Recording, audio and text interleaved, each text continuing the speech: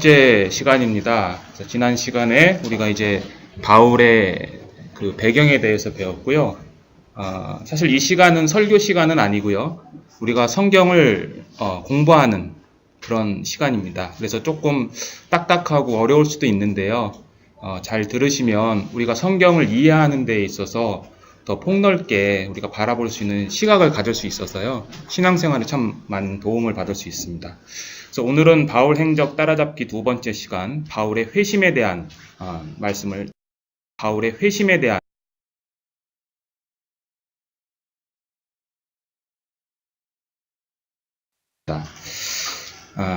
바울의 회심은 제가 오늘 말씀드리고자 하는 큰 주제는 첫째, 그 다메섹 회심이라고 하는데 그 다메섹 회심 전에 바울이 어떠한 상태였는가, 그리고 바울의 다메섹 회심 사건은 또 어떠한 사건이고, 그리고 세 번째는 다메섹 회심의 마지막, 다메섹 회심 이후에 바울의 활동까지 오늘 살펴보도록 하려고 하는데요.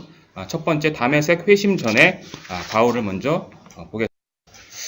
다메섹 회심 전에 바울은 스데반 사건을 중심으로 우리가 알 수 있는데요. 우선 성경 사도행전 7장을 같이 한번 좀 보시겠습니다. 신약성경 사도행전 6장을 먼저 보시겠어요. 6장, 7장이 아니고요. 6장. 사도행전 6장은요, 전반부는 그 예루살렘 공동체에 그 히브리파 유대인들하고 헬라파 유대인들의 문제가 생겼습니다. 그래서 그 문제를 해결하기 위해서 이 사도들이 7명의 집사들을 세우죠. 그 7명의 집사들 중에 한 명입니다. 이 스데반은. 스데반이라는 이름은 면류관이라는 이름을 갖고 있어요. 헬라파 유대인이었어요. 근데 이 스데반이 이제 8절에 보시면 제가 읽어보겠습니다. 스데반이 은혜와 권능이 충만하여 큰 기사와 표적을 민간에 행하니 리버디너 구레네인, 알렉산드리아인, 길리기아와 아시아에서 온 사람들의 회당이라는 각 회당에서 어떤 자들이 일어나 스데반으로 더불어 변론할세. 스데반이 지혜와 성령으로 말함을 저희가 능히 당치 못하여.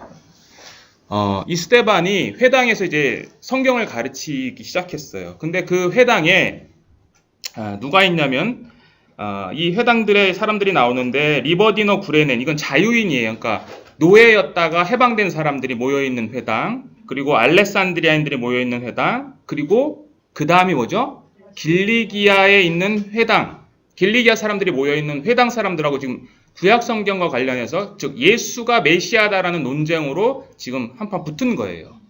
근데 제가 여기서 말씀드리고 싶은 거는 이 길리기아가 지난 시간에 배운 바에 의하면 길리기아가 어디죠? 바울과 어떤 관계가 있죠? 바울의 고향이에요. 그리고 바울은 이 당시에 예루살렘에 와서 가말리엘 밑에서 공부를 했죠. 그럼 학자들은 뭐라고 얘기했냐면 이 스데반과 길리기아 사람들과의 논쟁을 할 때 지금 이 자리에 바울이 있었을 확률이 거의 100%다라는 거죠. 그래서 바울하고 한번 부딪힌 거예요. 여기서 첫 번째. 자, 그리고 나서 이제 이 사람들이 스데반을 끌고 사내들인 공회로 끌고 옵니다. 끌고 와서 거기서 이제 다시 고소를 하는데, 고소를 하는 제목이 15절에 한번 보세요. 13절. 거짓 증인들을 세우니 가로되 이 사람이, 스데반이죠, 이 거룩한 곳과 율법을 거스려 말하기를 마지 아니하는도다. 그의 말에 이 나사렛 예수가 이곳을 헐고, 이곳이 어디예요?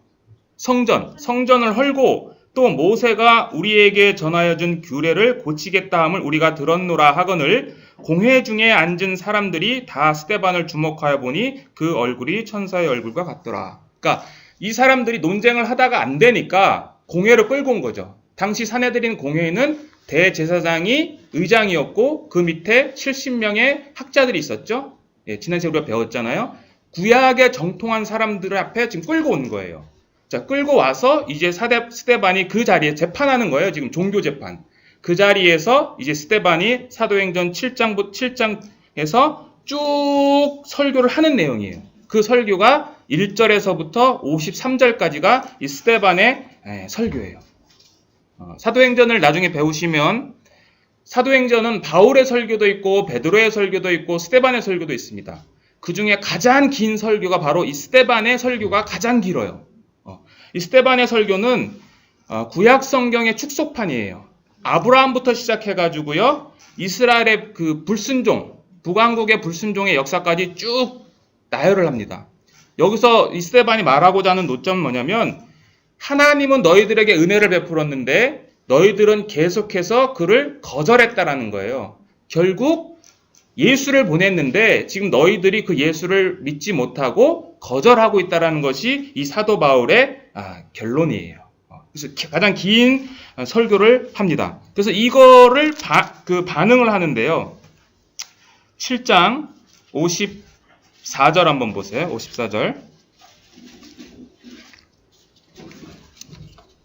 자, 그 설교를 다 듣고 54절에 어떻게 반응을 하냐면, 저희가 이 말을 듣고 마음에 찔려 저를 향하여 이를 갈거늘 스데반이 성령이 충만하여 하늘을 우러러 주목하여 하나님의 영광과 및 예수께서 하나님 우편에 서신 것을 보고 말하되, 보라, 하늘이 열리고 인자가 하나님 우편에 서신 것을 보노라 한데, 저희가 큰 소리를 지르며 귀를 막고 일심으로 그에게 달려들어 성 밖에 내치고 돌로 칠세, 증인들이 옷을 벗어 사울이라는 청년의 발 앞에 두니라.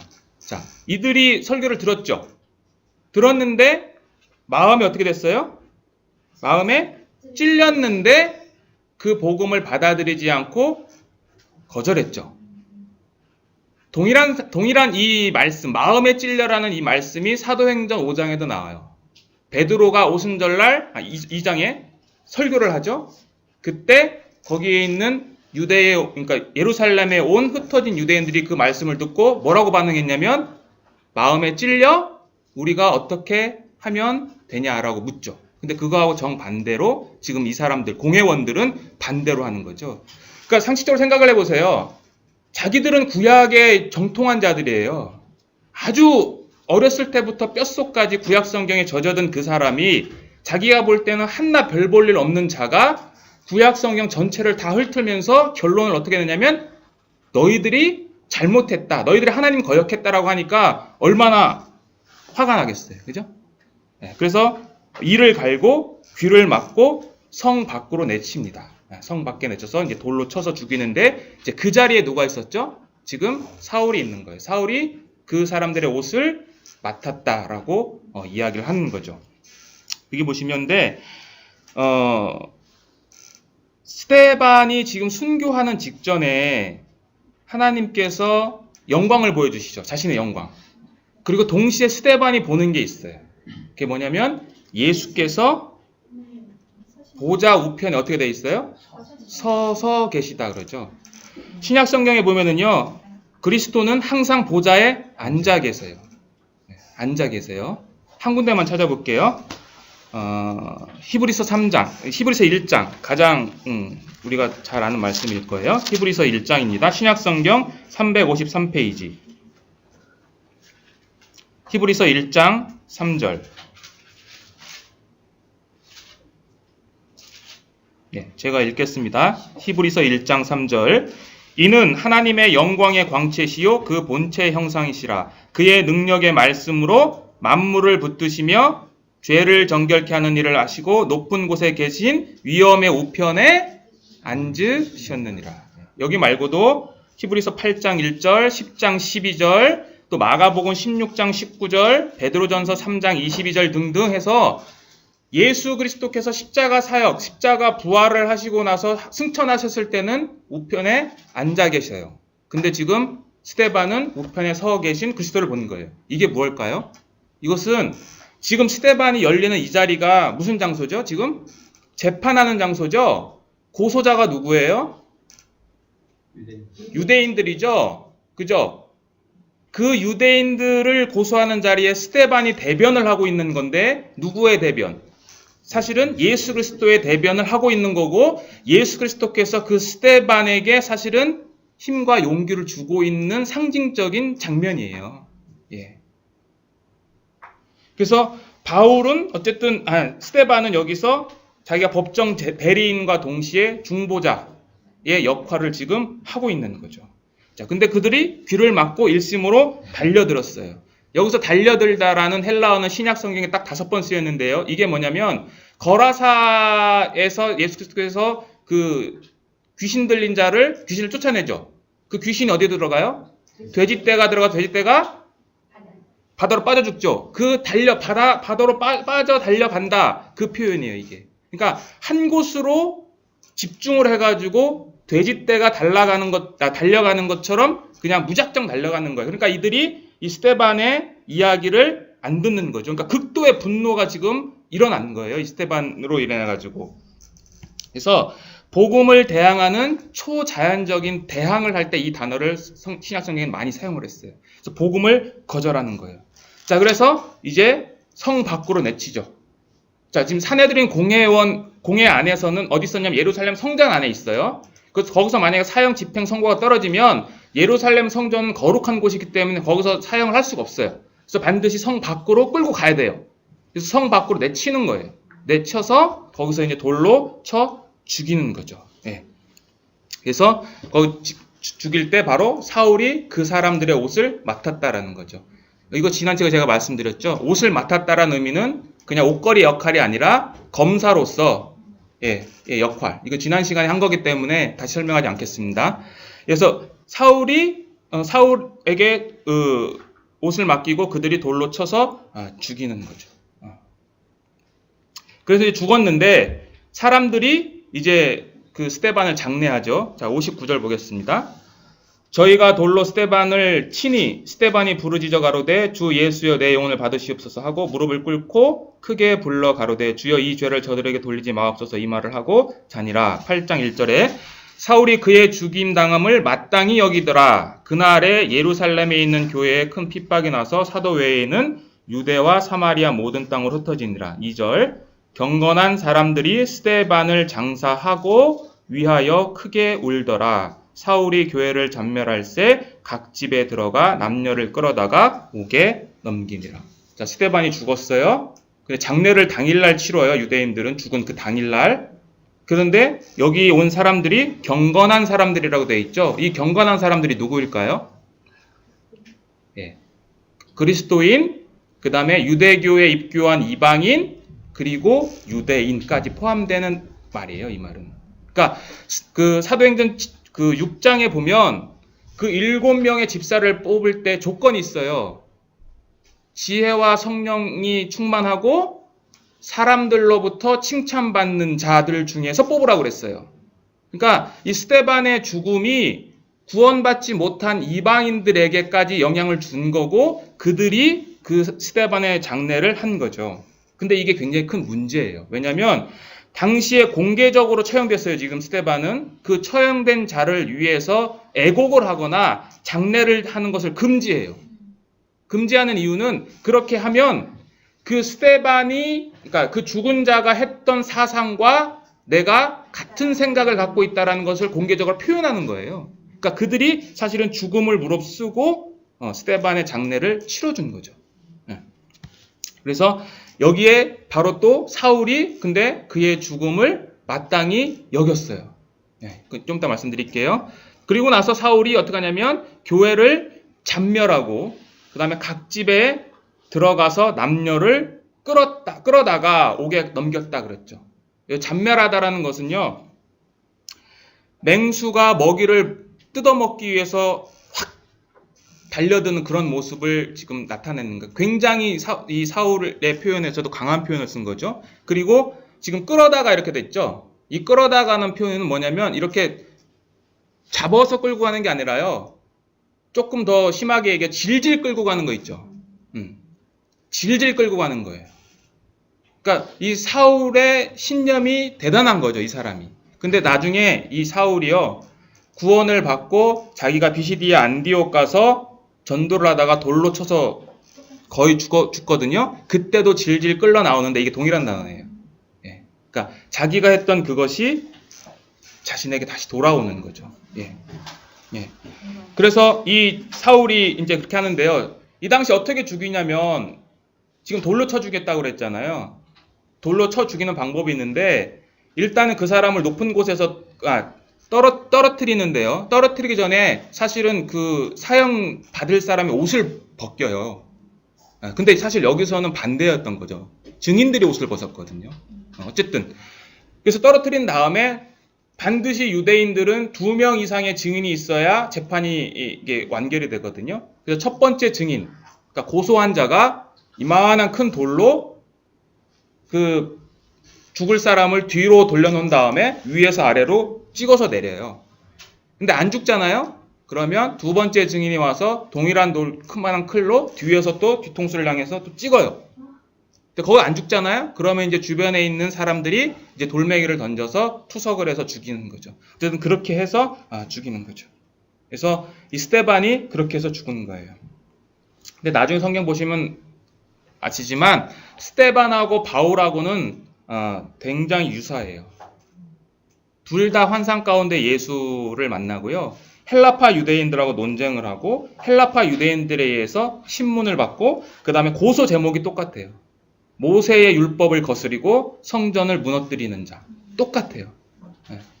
아마 이것을 기록한 누가가 아마 그렇게 오버랩을 시킨 것 같아요. 그래서 스데반의 죽음으로 인해서 사실은 누가 준비돼요? 바울이 준비되는 거예요. 그러니까 스데반의 죽음으로 말미암아서 새로운 스데반이 사실은 준비되는 건데 그 새로운 스데반은 온 유럽, 그러니까 유대인뿐만 아니라 온 이방인에까지 영향을 주는 그런 스데반이 준비되는 거죠. 다메섹 회심 전에 바울인데요. 바울은 이러한 자신이 그 기독교를 핍박했다라는 그러한 것을 성경에 여러 군데 기록해 놨는데요. 우선 사도행전이 있으니까 첫 번째 26장 한번 보시겠습니다. 26장.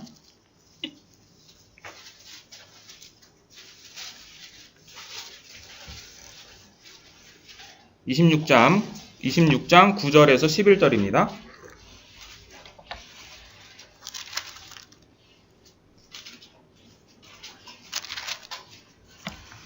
제가 읽겠습니다.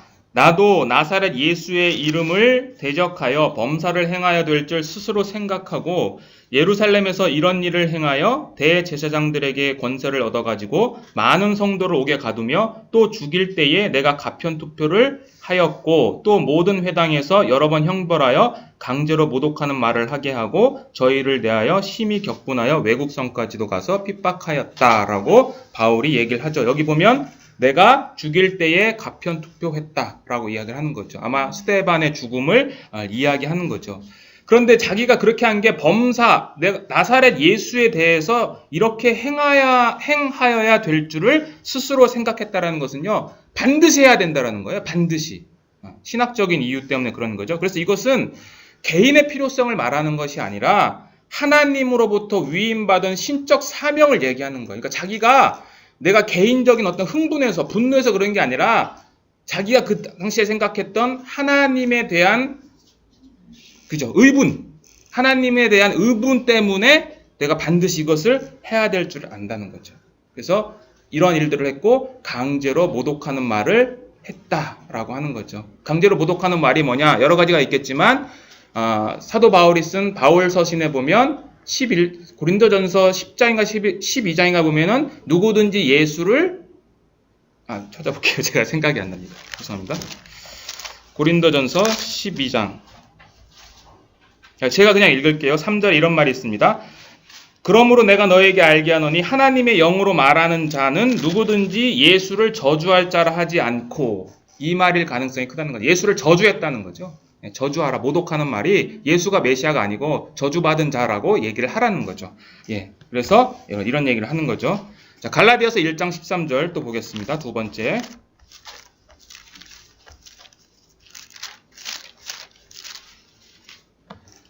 갈라디아서 1장 13절.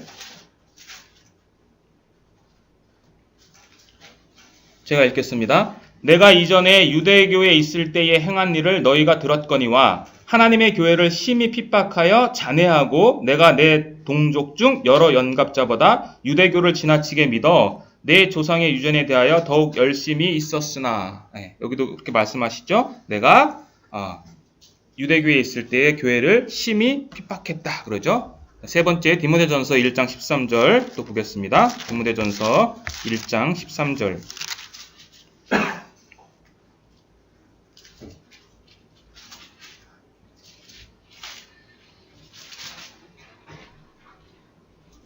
디모데전서 1장 13절.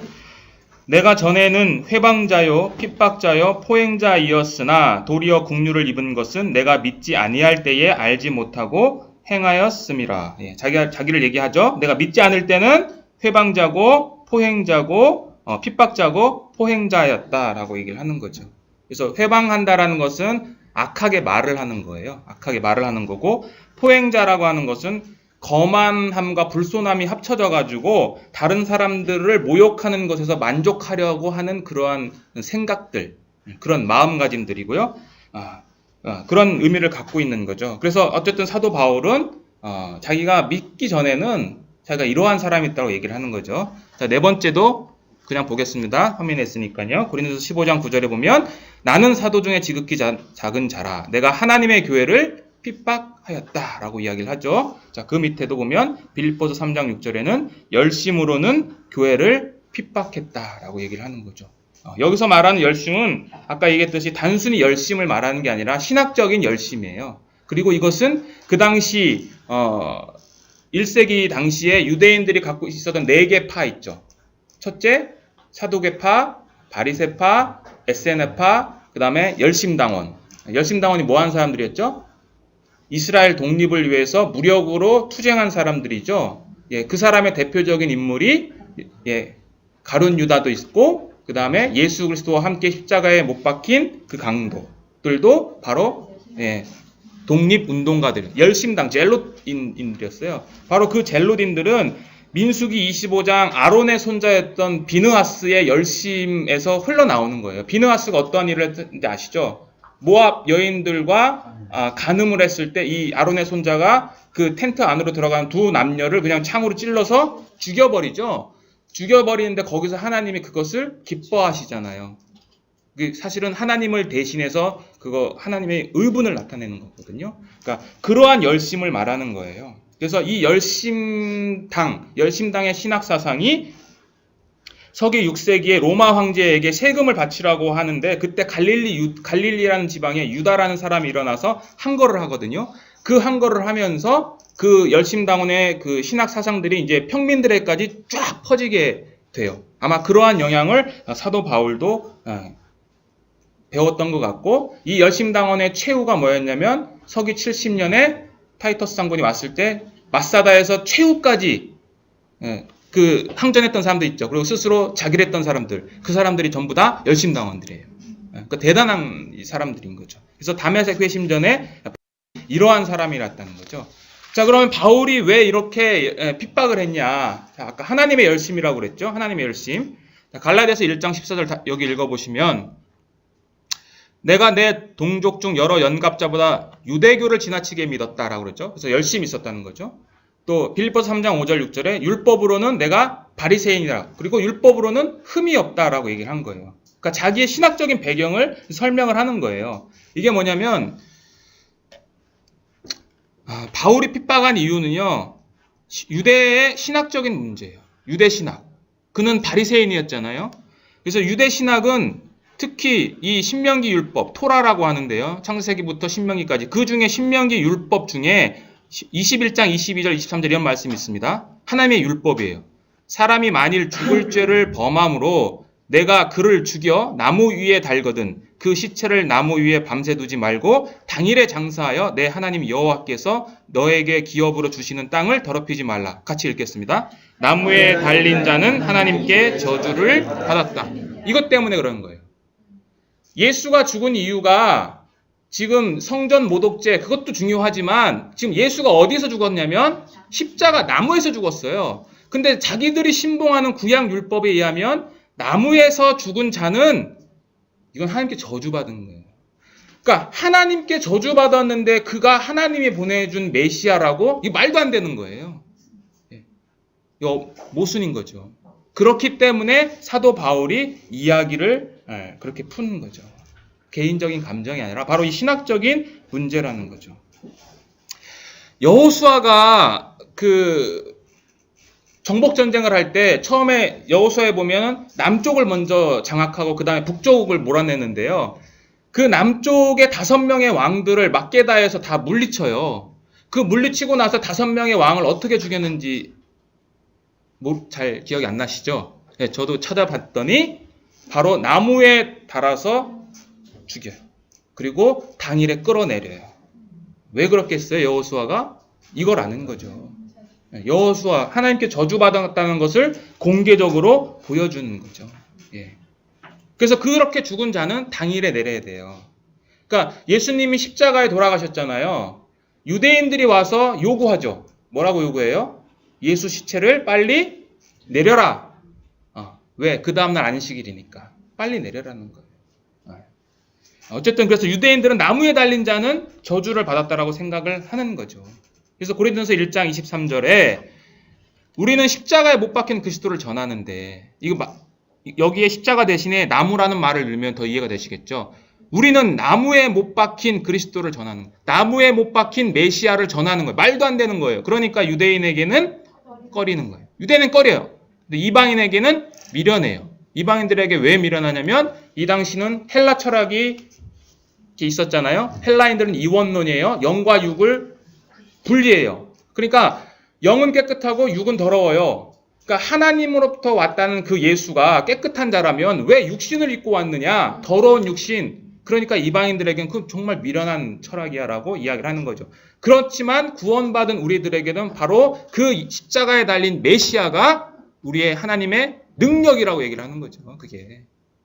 그래서 이 세상은 자기 지혜로 하나님을 알 수 없다라는 거예요. 자기 지혜, 이 세상, 유대인들의 지혜, 헬라인들의 지혜로는 이 하나님의 계획과 역사하심을 이해할 수 없다라고 바울은 이야기하는 거죠. 지금도 마찬가지예요. 그래서 이 사도 바울은 이러한 이유로 죽인 예수를 핍박하게 된 거죠. 하나 더, 메시아 사상이에요. 메시아 사상은 잘 아시죠? 우리 많이 들었잖아요. 유대인들이 생각했던 메시아는 그렇게 십자가에 나약하게 죽는 메시아가 아니라 왕으로 오실 메시아, 그리고 성전을 재건할 메시아예요. 왜 자꾸 성전을 들먹거렸냐면요. 사무엘 하 7장에 보면 나단이라는 선지자가 다윗에게 이야기를 하는데 그 나단의 신탁이라고 그래요. 그 나단의 신탁에 너의 후손으로 태어난 아들이 성전을 만드는데 그렇게 하고 나서 그 위가 영원할 거다라고 얘기를 해요. 근데 그 배경을 보면 솔로몬을 이야기하지만 사실은 솔로몬은 죽고 그 다음에 이 남쪽 유다 왕들도 다 타락하잖아요. 그러니까 그거 나단의 신탁은 예수 그리스도를 상징하는 거예요. 그래서 유대인들은 그 나단의 신탁 때문에 메시아가 오면 성전을 깨끗하게 하고 성전을 재건한다라는 사상을 갖고 있는 거예요. 그래서 성전 문제를 계속 들고 나왔던 거예요. 그래서 어쨌든 이런 메시아 사상 때문에 메시아가 왕으로 와야 되는데 죽어? 말도 안 돼. 근데 그 죽은 메시아가 나무에서 죽어? 그건 더더욱 말도 안 돼. 그러니까 이게 앞뒤 말이 안 맞는 거예요. 그래서 그 2세기 우리가 속사도라고 하는데 사도의 제자들 그런 사람들 중에 순교했던 2세기에 순교했던 저스틴 마터라고 하는 유스티니스라고 하는 저스틴 마터가 쓴 책이 있어요. 제가 찾아봤는데 거기에 유대인 투리포와의 대화라는 책이 있는데 거기에 뭐라고 되어 있냐면 이렇게 되어 있어요. 제가 써왔습니다. 그러나 유대인이 이렇게 얘기를 하는 거예요. 그러나 그리스도가 그렇게 부끄럽게 십자가에 달려 죽었는지가 우리가 의심하는 거다. 율법에서는 십자가에 달린 자는 누구나 저주받을 자라고 했으므로 이 점에서 나는 결코 그리스도를 믿을 수 없다. 유대인이 이렇게 얘기를 한 거를 그 책에 적은 거예요. 또 같은 당시에 파피쿠스란 유대인도 매달린 자에게는 하나님의 증오가 임했다라고 얘기를 해요. 그러니까 이들의 신학 사상인 거예요. 바울이 이것을 갖고 있었던 거죠. 그런데 공교롭게도 사도 바울은 그 나무에 달린 메시아를 강조해요. 근데 사도 바울만 강조했을까요? 아니요. 사도행전 한 군데 보겠습니다. 사도행전 5장.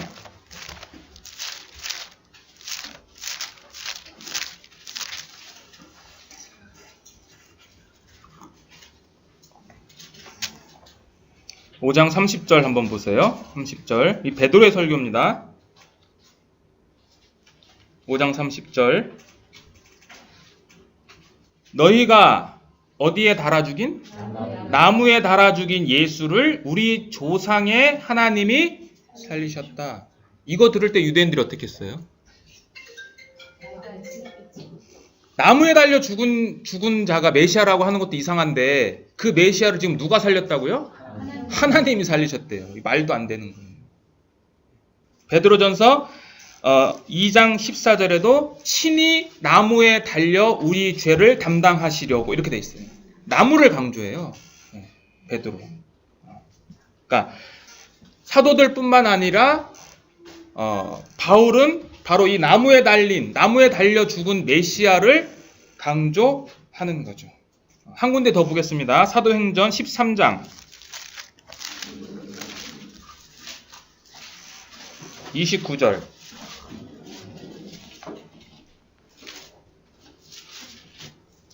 사도행전 13장 29절.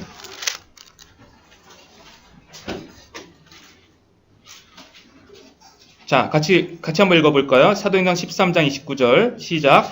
성경에 저를 가리켜 기록한 말씀을 다 응하게 한 것이라. 후에 나무에서 내려다가 무덤에 두었으나 하나님이 죽은 자 가운데서 저를 살리신지라. 바울이 이렇게 얘기해요. 나무에서 내려다가 두었는데 하나님이 저를 살렸다. 그러니까 바울의 이 신학적인 패러다임이 완전히 바뀐 거죠. 바뀐 이유가 갈라디아서 3장 13절에 있어요. 찾아보겠습니다.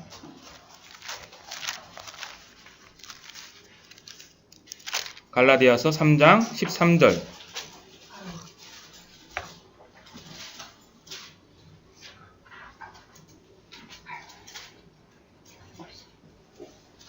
같이 읽겠습니다. 갈라디아서 3장 13절입니다. 시작. 그리스도께서 우리를 위하여 저주를 받은 바 되사 율법의 저주에서 우리를 속량하셨으니 기록된 바 나무에 달린 자마다 저주 아래 있는 자라 하였음이니라. 자, 보세요. 바울이래요. 그리스도께서 우리를 위하여 저주를 받은 바 되사. 그러니까 바울이 지금 얘기하고 싶은 건 뭐냐면요. 그리스도가 지금 나무에 달려 죽어서 저주 받았다라는 것을 부인하는 게 아니라 저주를 받았어. 예수가 지금 저주를 받았어. 그 맞아. 그런데 왜? 라고 얘기를 하는 거죠. 왜? 뭐 때문에? 누구를 위해서?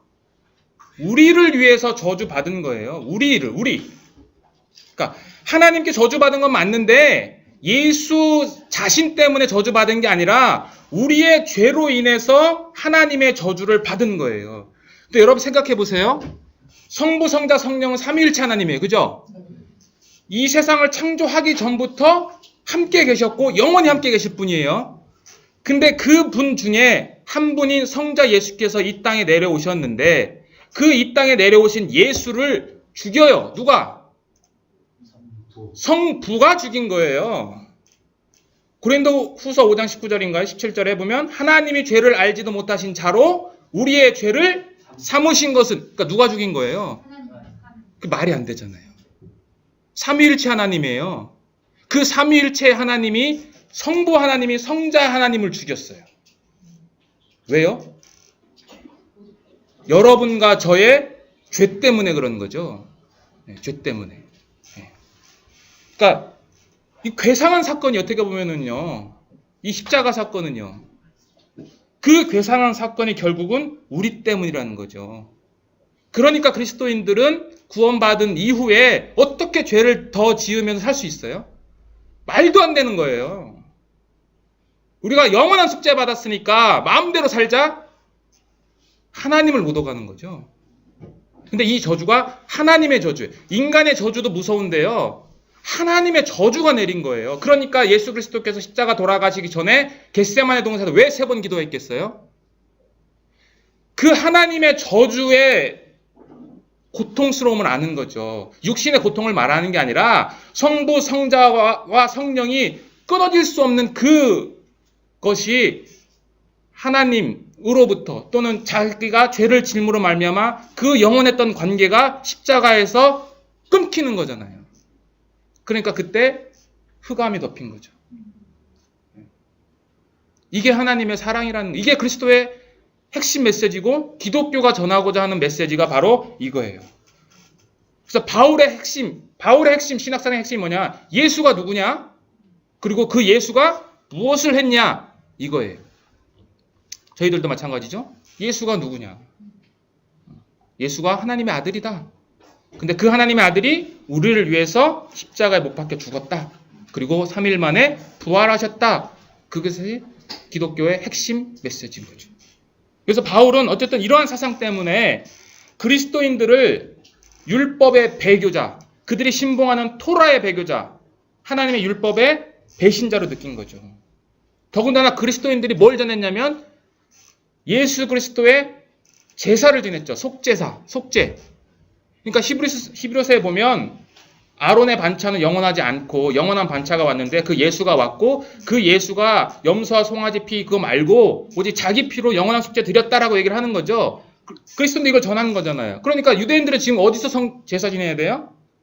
그 당시 어디서 제사 지냈어요? 성전에서.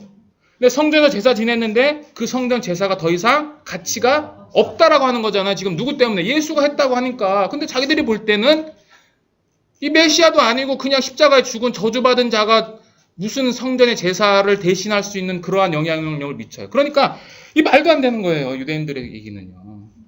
그리고 또 뭘 되냐면 그들이 모세의 율법을 얘기를 하죠. 근데 예수님이 산상보훈할 때 뭐라 그래요? 5장 6장에 보면 옛사람에게 말한 바 살인치 말라 하였다는 것을 너희가 들었으나 그 다음에 나는 너희에게 말하노니. 이게 말이 됩니까?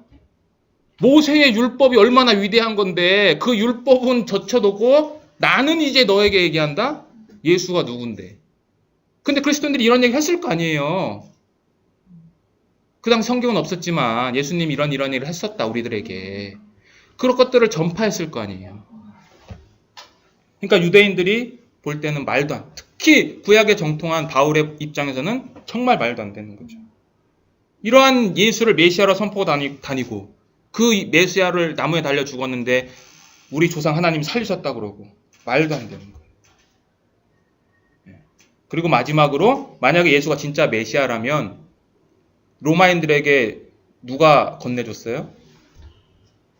죽이라고. 유대인들이 그랬죠. 그러니까 자기들을 죄를 질책하는 거예요. 죄 없는 자 죽였으니까. 그러니까 이러한 복합적인 것들로 인해서 바울은 얘기를 하는 거죠. 그래서 여기서 교훈은 뭐냐면 하나님에 대한 열심은 중요해요.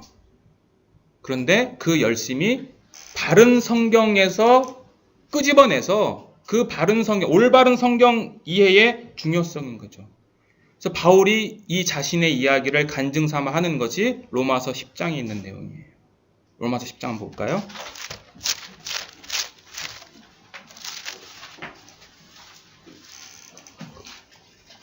(10장) 2절 3절 보겠습니다. 로마서 10장 2절 3절 제가 읽겠습니다. 내가 증거하노니 저희가 하나님께 열심히 있으나 지식을 쫓은 것이 아니라 하나님의 의를 모르고 자기 의를 세우려고 힘써 하나님의 의를 복종치 아니하였다. 이거 자기 얘기예요. 사실은 하나님께 열심히 있어요. 근데 지식을 쫓은 게 아니에요. 무슨 지식? 하나님의 올바른 말씀으로부터 온 지식이 아니라는 거죠. 그래서 왜 우리가 성경을 읽는 게 중요하지만 성경을 어떻게 해석하는 것이 더 중요한 것인가가 이런 부분들인 거예요. 그래서 이 성경을 말씀하는 사람들, 특히 말씀을 맡은 사람들은 이 성경 해석을 하는 데 있어서 정말 중요해요. 거기서부터 모든 신앙이 시작되는 거예요.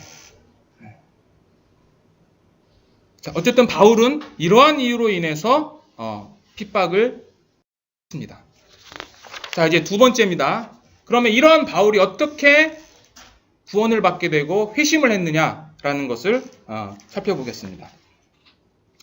기독교 역사상 가장 위대한 회심 사건이라고 하면 바로 이 바울의 사건을 할 수 있겠죠. 가장 여러분들도 위대하죠. 하나님이 볼 때는. 그렇지만 그냥 기독교 역사상에서 가장 위대한 회심은 바울의 회심이죠. 신약 성서의 중요한 사건이 세 가지로 구분할 수 있어요. 중요한 사건, 신약 성서 중에. 첫째, 예수 그리스도의 죽음과 부활이에요. 두 번째, 오순절 성령이 사건이에요. 세 번째 사건이 바울의 회심 사건이에요. 굉장히 중요한 사건이죠. 바울의 회심 보겠습니다. 성경 찾지 않고 그냥 화면으로 보겠습니다. 사도행전 9장 1절부터 9절이에요. 사울이 주의 제자들을 대하여 여전히 위협과 살기가 등등하여 대제사장에게 가서 다메섹 여러 회당에 갈 공문을 청하니 이는 만일 그 도를 쫓는 사람을 만나면 물론 남녀하고 결박하여 예루살렘으로 잡아오려 함이라. 사울이 행하여 다메섹에 가까이 가더니 호련히 하늘로서 빛이 저를 둘러 비추는지라. 땅에 엎드려져 들음에 소리 있어 가라사대 사울아 사울아 내가 어찌하여 나를 핍박하느냐 하시거늘 대답하되 주여 뉘시오니까 가라사대 나는 네가 핍박하는 예수라. 내가 일어나 성으로 들어가라 행할 것을 내게 이를 자가 있느니라 하시고 같이 가던 사람들은 소리만 듣고 아무도 보지 못하여 말을 못하고 섰더라.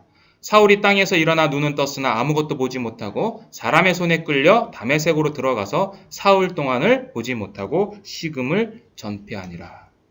여기도 굉장히 중요한 또 신학 우리가 성경을 배우는 데 있어서 많은 내용들이 들어있는데요.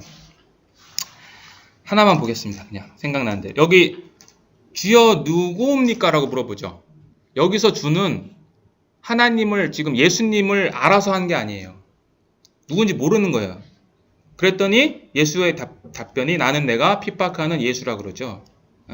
지금 사실 사울은 누구를 핍박하러 가는 거예요? 예수 믿는 자들, 그러니까 교회.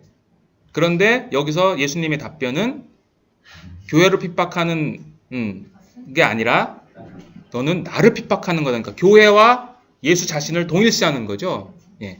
근데 여기서 말씀하신 이 나는 예수다. 나는 예수다 이게 뭐냐면 헬라어로 에고에이미.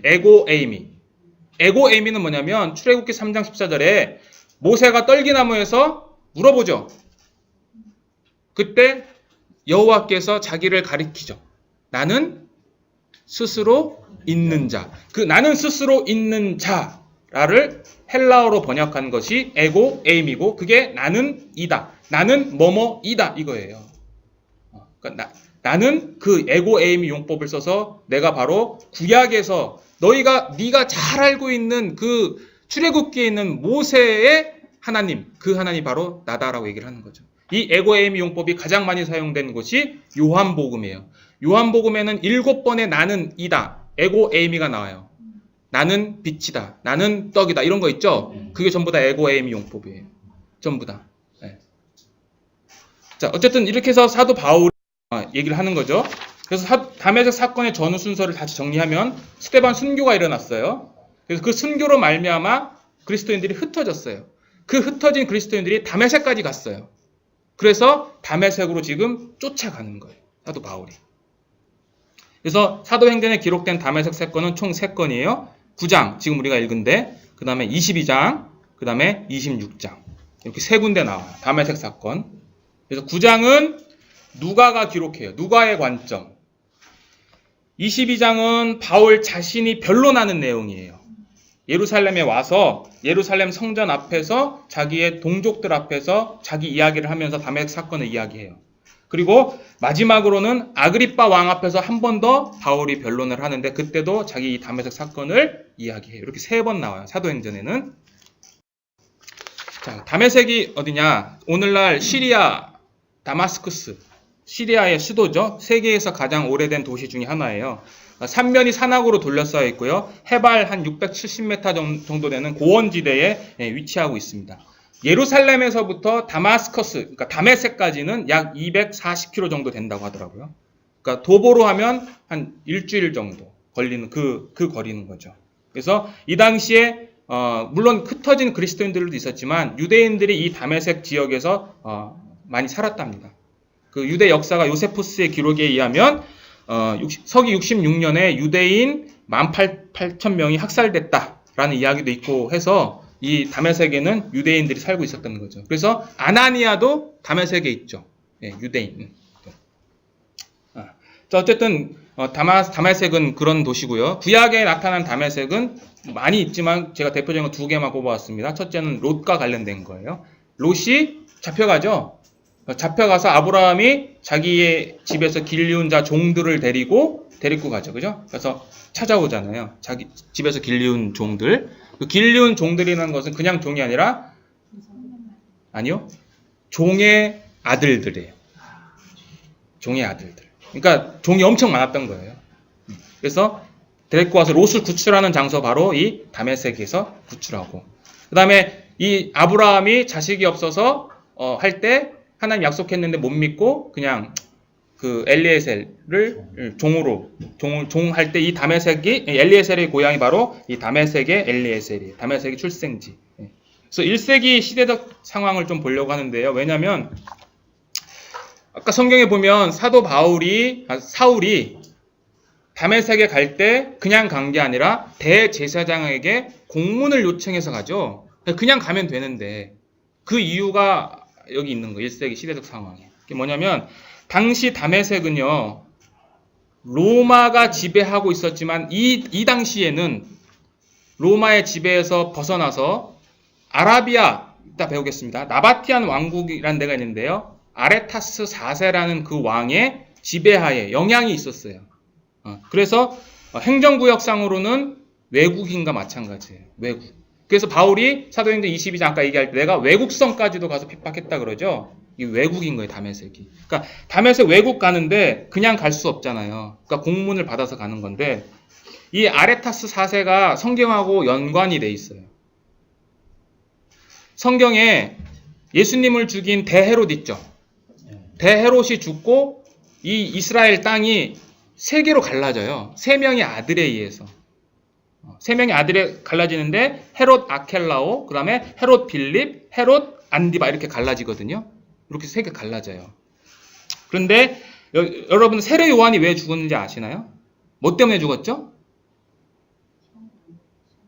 그렇죠. 예. 그러니까 헤롯 안디바가 자기의 이복 동생인 헤롯 빌립의 아내를 취했잖아요. 그죠? 취하고 그거를 세례 요한이 지적을 하니까 죽이는 거죠. 바로 이 헤롯 안디바가 그 헤롯 빌립의 아내 헤로디아와 결혼하기 위해서 이혼을 했어요. 그 이혼한 부인이 누구냐? 아레타스 왕의 딸이에요. 네. 그래서 이 아레타스 왕이 쳐들어와요. 이 헤롯 안디바가 통치하고 있던 갈릴리와 이 거라사 지역 쪽으로 쳐들어와요.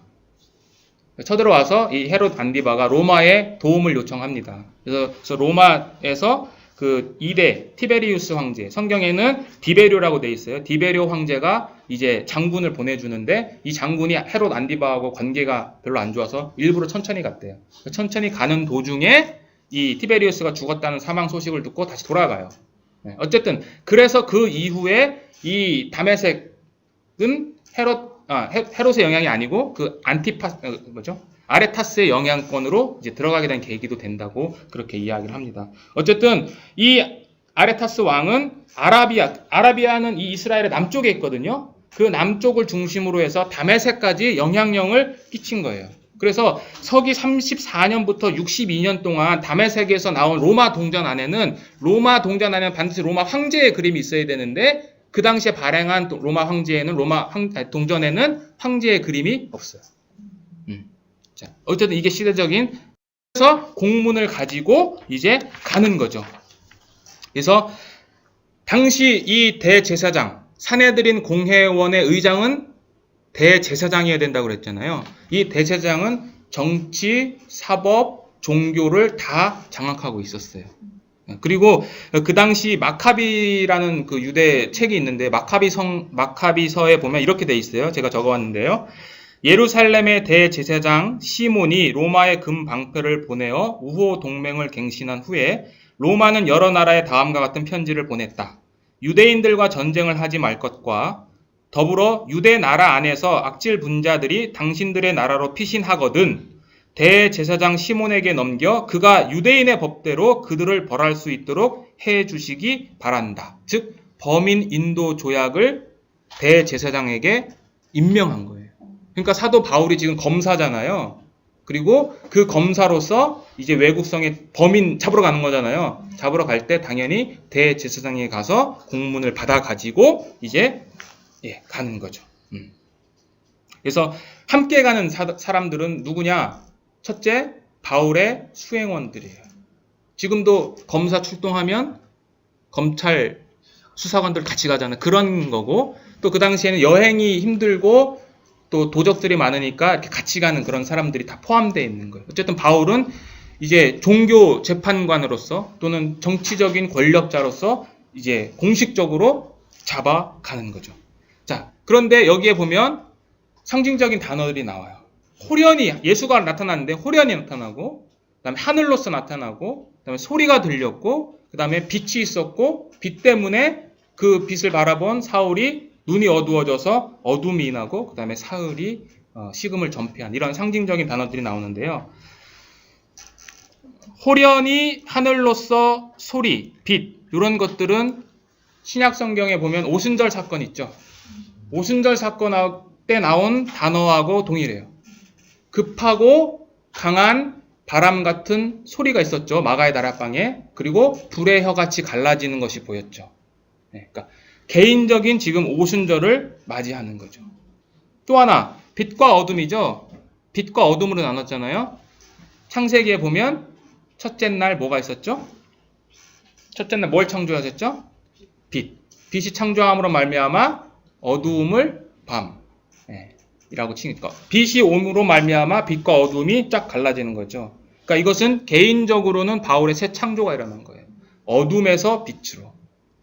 근데 그 어둠에서 빛이 되는 게 자기의 노력이 아니라 갈라디아에서 보면 나를 어머니의 태로부터 택정하신 그의 계획대로 하나님의 주권으로 말미암아 바울이 회심하게 되는 사건을 이야기하는 거죠. 특히 이 빛은요. 9장 3절에는 그냥 빛이라고 그래요. 근데 아까 22장에도 똑같은 다메섹 사건 이야기한다고 그랬죠. 22장에는 큰 빛이라고 그래요. 근데 26장에 가서는 뭐라고 그러냐면 해보다도 더 밝은 빛이라고 그래요. 그러니까 점점 이야기하는데 그 빛은 결국 예수 그리스도 하나님을 상징하는 그런 것을 볼 수 있는 거죠. 사울의 눈이 어두워졌어요. 자 보세요. 지금 눈 떴을 때는 예수를 알아요? 몰라요? 몰라죠. 그런데 지금 눈이 감겼어요. 눈이 감기고 다시 이제 3일 뒤에 눈이 뜨죠. 그때는 완전히 바뀌죠. 그러니까 사도 바울은 육신의 눈, 세상을 바라보는 눈은 어두워진 거예요. 세상을 바라보는. 그렇지만 영혼의 눈은 어떻게 된 거예요? 떠진 거예요. 밝아진 거예요. 그리스도를 발견한 거예요. 아담은 반대죠. 사단이 뭐라고 하였어요? 이 선악과를 먹는 날에는 너의 눈이 밝아진다고 해서 따먹었죠. 근데 막상 따먹었더니 그 눈이 어떻게 된 거예요? 어두워졌죠. 예. 우리도 다 마찬가지죠. 전에는 다 어두움에 속하였다 그러죠. 에베소서 5장 8절에 너희가 전에는 어두움에 속하였더니 이제는 주 안에서 빛이라. 근데 왜 자꾸 어둠을 향해서 살아가는 거예요? 왜 세상을 바라봐요? 말이 안 되는 거죠, 이게. 자, 그리고 특히 빛과 소리는요, 구약 묵시 문학에서는 오실 메시아를 강조할 때 이러한 단어들을 많이 사용해요. 빛과 소리. 자, 소리가 들렸어요. 소리. 나는 내가 핍박하는 예수다. 그랬죠. 네. 사울이 거짓 메시아로 규정한 예수의 음성이 들린 거예요. 그러니까 지금 유대교, 그러니까 구약 묵시 문학적으로 보자는 거예요. 지금 빛이 있고 소리가 들렸는데 그 소리가 자기가 지금 핍박하고 있는 교회의 주인 예수의 음성이 들린 거니까 유대교 신봉자로서 구약 묵시 문학을 잘 아는 유대 바울로서는 쇼킹한 사건인 거죠, 이게. 예. 자, 그리고 사흘이 있었죠. 뭐 사흘은 많이 아시니까. 요나도 고레배 속에서 3일. 예수님도 3일. 아브라함도 자기 아들 이삭 22장 바치러 갈 때 며칠 길 걸어가요? 3일 길. 창세기 22장 보면은요, 내 사랑하는 아들 독자 이삭을 내게 바치라 그래요. 거기에 3중 강조예요. 네 사랑하는, 그리고 너 하나밖에 없는 아들, 그리고 또 독자, 그거 바쳐라. 바울이 그 3일 길 어떻게 했어요? 여러분이면 어떻게 했어요? 그냥 가요? 가면서 무슨 생각을 했겠어요? 자기가 100세 얻은 아들이에요. 3일 뒤에 죽여야 돼요. 근데 가요. 왜요? 히브리서에 보면 하나님이 저를 다시 살리실 줄을 믿었다. 믿음이 있는가 가는 거예요. 우리는 못 가죠. 가지도 않을 거예요. 우리는. 그런데 우리는 뭐라 그래요? 기도할 때 아브라함과 같은 믿음을 주십시오. 그 기도에서 만약에 하나님이 그 기도 들어주시면 어떡할 거예요? 아들 맞추라고 어떨 거예요? 네? 그죠? 엘리야가 북이스라엘 왕국을 향해서 내 말이 없으면 우로가 있지 않다고 그랬죠. 우로, 이슬로, 비우. 비와 이슬이 안 내리는 거예요. 그 기도 때문에 그리 시내가가 어떻게 됐어요? 자기 기도 때문에 마른 거예요. 근데 우리는 실컷 기도하고요. 하나님이 그 기도 들어주잖아요. 하나님 불평이에요. 왜? 내가 생각했던 거 아니거든. 우리 안 그렇습니까? 우리 전부 다 하나님의 뜻대로 살기를 원합니다. 다 그렇게 기도하잖아요. 그럼 하나님 뜻대로 살려면 아브라함처럼 죽으셔야 돼요. 근데 왜 안 죽으면서 하나님 뜻대로 산다고 그래요? 자, 어쨌든 바울의 회심은 이러한 상징적인 얘기들이 있습니다. 그래서 바울 생애의 충격적인 두 가지 사건은요. 첫째, 스데반의 죽음과 모습이에요. 자기 죽을 때 거기 있었잖아요. 근데 스데반이 막 이렇게 어렵게 죽은 게 아니라 하나님의 영광을 보고 잔다 그랬잖아요. 잔다. 그 모습. 그 다음에 다메섹에서의 주님의 모습. 두 가지의 공통적인 요소가 들어있어요. 스데반 죽을 때 하나님께 기도하죠. 저들의 죄를 돌리지 말아라. 누구 얘기랑 같아요? 예수처럼 똑같죠? 그러니까 스데반의 죽음도 사랑이에요. 다메섹의 주님도 자기가 볼 때는 사랑이에요. 그런 거죠. 더군다나 예수님이 나타나서 사울을 부르죠. 사울을 몇 번 불러요? 두 번. 그렇죠. 두 번입니다. 사울아, 사울아. 사울아, 사울아. 구약에서 이름을 두 번 부른 사람은 4명밖에 없어요. 4명밖에 없는데 아브라함, 그 다음에 야곱, 모세, 사무엘. 4명. 두 번 부른다는 건 뭐냐면 긴급한 거예요, 지금. 긴급한 것뿐만 아니라 친밀함을 강조하는 내용이에요. 자기를 핍박하고 있지만 예수는 그를 사랑으로 대하는 거죠. 자, 다메섹 사건의 두 가지 정의는요. 첫째는 회심이에요. 회심은요. 좀 여러분들이 익숙하지 않은 단어시죠. 회심, 회개. 뭐가 달라요? 회개는요. 죄에서 돌이키는 게 회개예요. 회심은 죄에서 돌이켜서 하나님께 나아가는 거예요. 좀 달라요. 그러니까 우리는 회심했다는 표현이 구원받았다는 표현하고 같이 보시면 돼요. 회심. 첫째, 두 번째는 소명이에요. 소명은 하나님께서 부르신 목적. 그게 소명이에요. 이 두 가지가 다메섹 사건에는 있어요. 그래서 이 다메섹 사건은 바울 사역의 이 사역에 있어서 세 가지의 큰 동기를 부여해요. 첫째는 뭐냐면 소명과 관련된 건데요. 그리스도에 대한 확신이에요. 사도권이에요. 사도란 말은 보내심을 받은 자예요. 근데 12제자 하고 사도 바울하고는 다르죠. 그죠?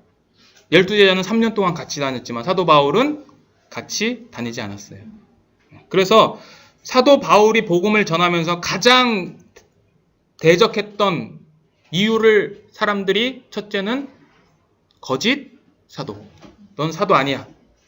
그것을 가장 크게 외쳤던 교회가 갈라디아 교회.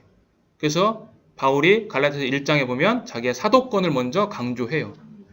그래서 헬라 원어에 보면 우리 성경 내가 사람에게서 받은 것이 한 이렇게 나오는데 헬라어 원어는 앞절이 바울 사도는 이렇게 돼요. 자기를 강조해요. 사도라고. 왜 사도를 강조하냐면 자기의 사도권이 무너지면 자기가 전하는 복음이 무너지니까 사도권을 강조하는 거예요. 지금처럼 목사들이 나 하나님 말씀 맡은 자 그런 것 때문에 하는 게 아니라. 두 번째는 좀 전에 말씀드린 것처럼 그리스도에 대한 사랑이에요. 그래서 그리스도의 사랑이 우리를 강권하신다 그러죠. 이게 두 번째 사역의 동기예요. 세 번째는 부르심에 대한 소명, 의무감이에요. 바울이 로마서 1장에 보면 내가 빚진 자라고 그래요. 내가 1장 14절에 내가 하나님께 빚진 자. 그게 빚진 자라는 게 뭐냐면 하나님께서 위임한 거예요. 그러니까 하나님이 맡겼으니까 그것을 바울이 부득불 행하는 거예요. 그래서 이 바울 사역의 세 가지 동기 중이 여기 다메섹 사건에 다 들어있습니다.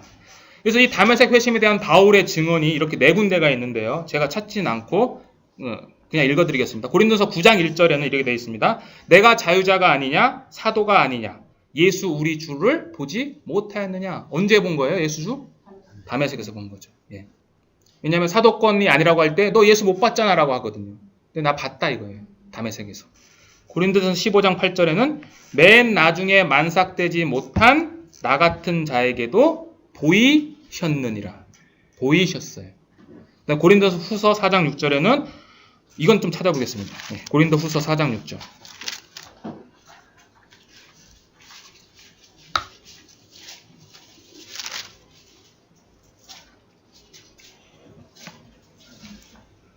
고린도 후서 4장 6절입니다. 같이 읽어볼까요? 고린도 후서 4장 6절 시작. 어두운 데서 빛이 비치리라 하시던 그 하나님께서 예수 그리스도의 얼굴에 있는 하나님의 영광을 아는 빛을 우리 마음에 비치셨느라. 자기 얘기. 자기 얘기인 동시에 모든 그리스도인들에 대한 얘기예요. 그 하나님의 영광을 아는 빛을 비치셨다. 우리 마음에. 마지막으로 갈라디아서 1장 15절은 그 아들을 이방에 전하기 위하여 그를 내 속에 나타내시기를 기뻐하실 때에 이렇게 돼 있어요. 그러니까 바울은 자기 다메섹 회심에 대한 것들을 성경 여러 군데에 표현을 하고 있습니다. 서비스로 난해 구절입니다. 난해 구절이 있어요. 왜냐면 9장과 22장 비교했어요. 9장 7절에는 이래 돼 있어요. 같이 가는 사람들은 소리만 듣고 아무도 보지 못했는데 22장 9절에는 같이 가는 사람들이 빛은 봤는데 소리는 못 들었어요. 여기 이해되시죠? 도표가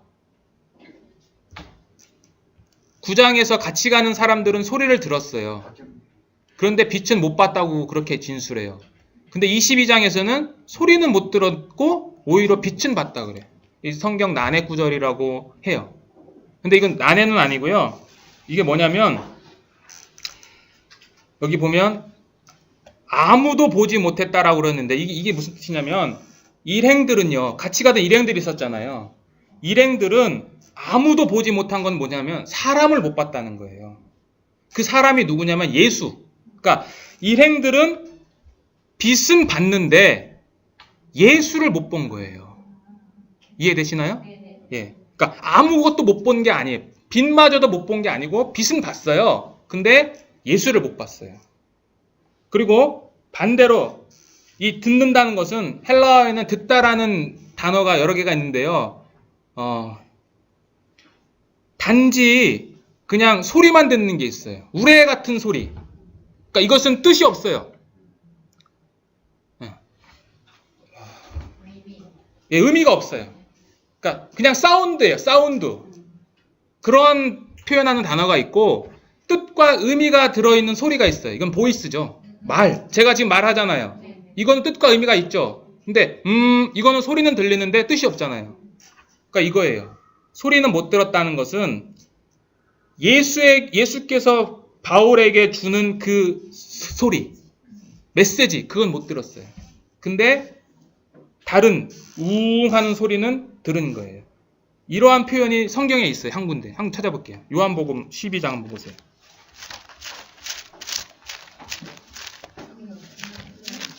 요한복음 12장.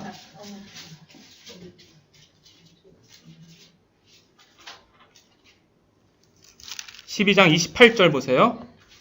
28절, 29절 제가 읽겠습니다. 아버지여 아버지의 이름을 영광스럽게 하옵소서 하시니 이에 하늘에서 소리가 나서 가로되 내가 이미 영광스럽게 하였고 또다시 영광스럽게 하리라 하시는데 지금 소리 들렸죠?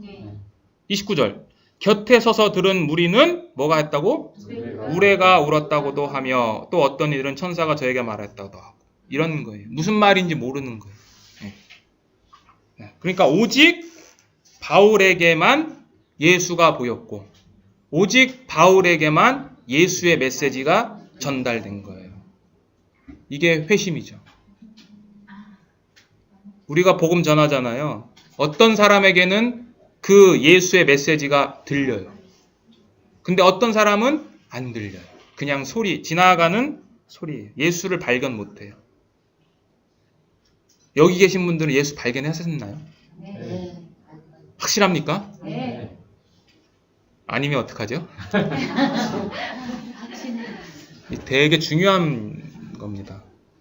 여러분들도 개인적으로 다메섹의 사건을 경험하셔야 돼요. 자, 이제 세 번째입니다. 회심 이후의 바울의 활동. 힘들지 않으세요? 예. 회심 이후의 바울의 활동입니다. 마지막입니다. 자, 회심 이후에 어떻게 됐느냐? 다메섹 근처에서 예수를 발견하고 눈이 멀었어요. 그리고 사람들에 이끌려서 다메섹 도시로 이제 들어왔어요. 그래서 직가라고 하는 유다 집에 거주했어요.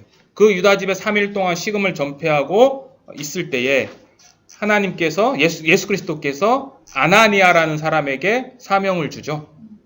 가서 직가에 있는 사울을 찾아라.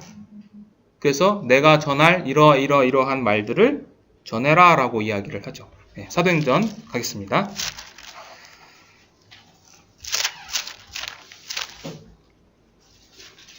(9장입니다)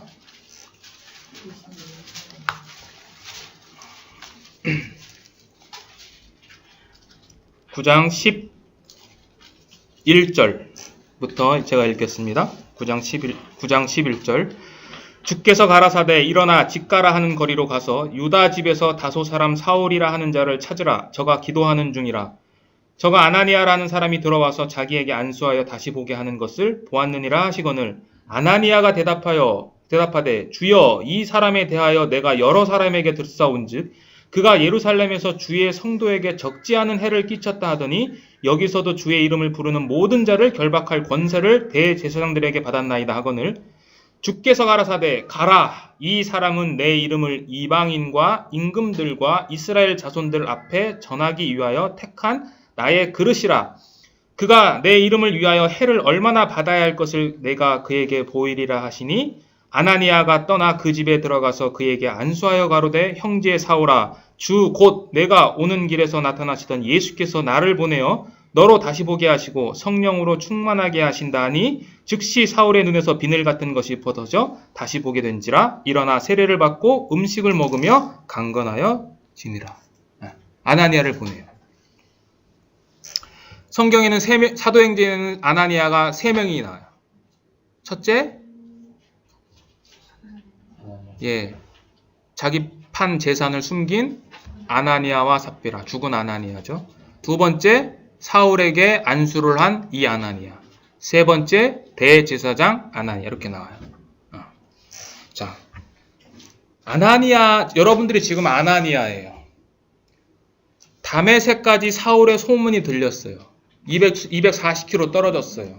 지금처럼 통신이 발달되지 않았을 때예요. 그럼 이 사울이 어떻다라는 거를 얼마나 공포스러웠겠어. 거기까지 들린 거예요. 사울의 이 무시무시한 행동이. 근데 예수가 나타나서 가래요. 사울한테. 여러분들이라면 어떻게 하겠어요? 그리고 자기 얘기해요. 하나님 내가 들었는데요. 핍박하는 자입니다. 우리는 못 가죠. 근데 예수께서 가라 그러죠. 아나니아가 여러 사람에게 들었습니다 라고 해요. 여러 사람에게 들었습니다. 근데 여러분들 보세요. 여러 사람의 얘기가 중요해요? 한 분 하나님의 말씀이 중요해요. 예. 교회는요 민주주의가 아닙니다. 왜 것으로 이걸 결정하죠? 교회는 하나님의 말씀으로 가는 거예요. 아나니아가 가래요. 내가 유대인인데요. 2차 대전 때 히틀러에 가라. 유대인으로 개종했다. 아주 이제 율법을 지킬 거야. 유대인들 잘 보살피고.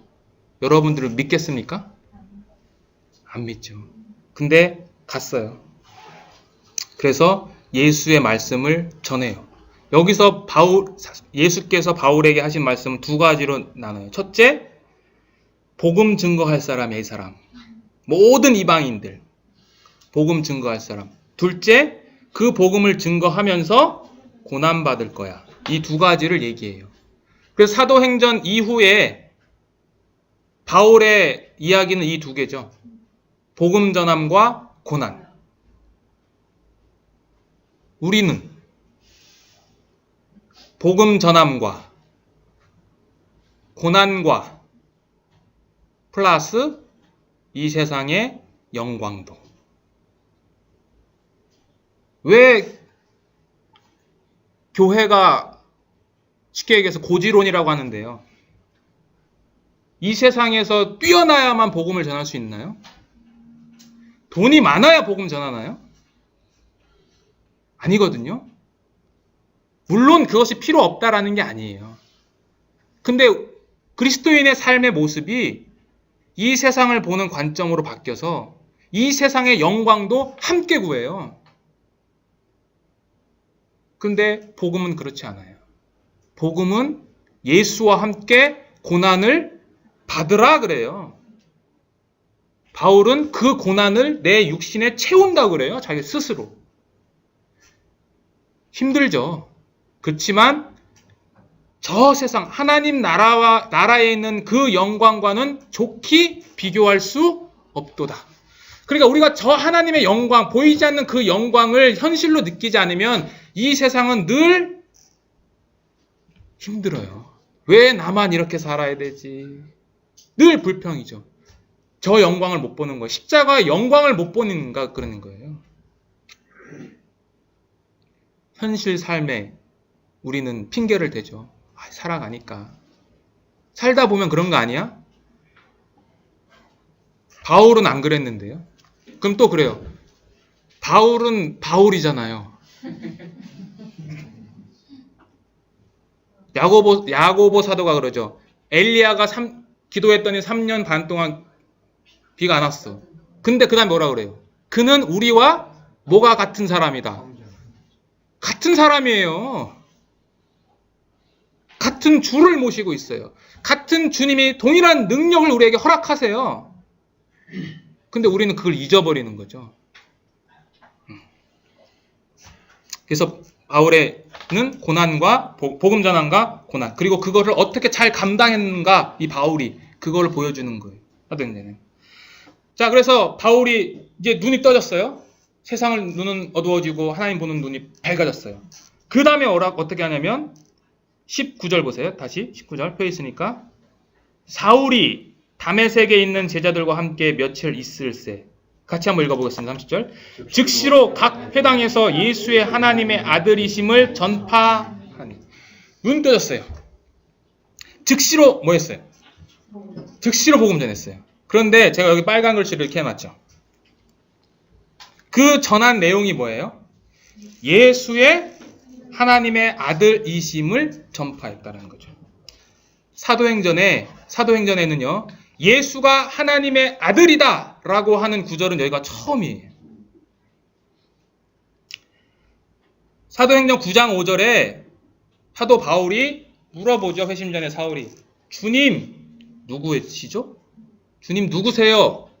나는 내가 핍박하는 예수다.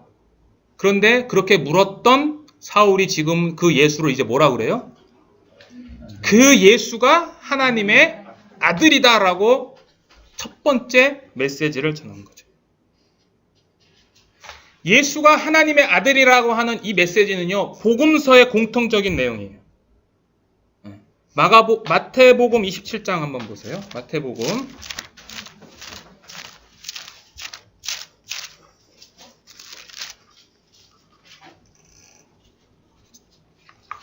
마태복음 27장 54절. 마태복음 27장 54절. 제가 읽겠습니다. 백부장과 및 함께 예수를 지키던 자들이 지진과 그 되는 일을 보고 심히 두려워하여 가로되 이는 진실로 하나님의 아들이다 라고 그러죠. 마가복음 가겠습니다. 그 다음에 마가복음 있죠. 마가복음 1장 1절.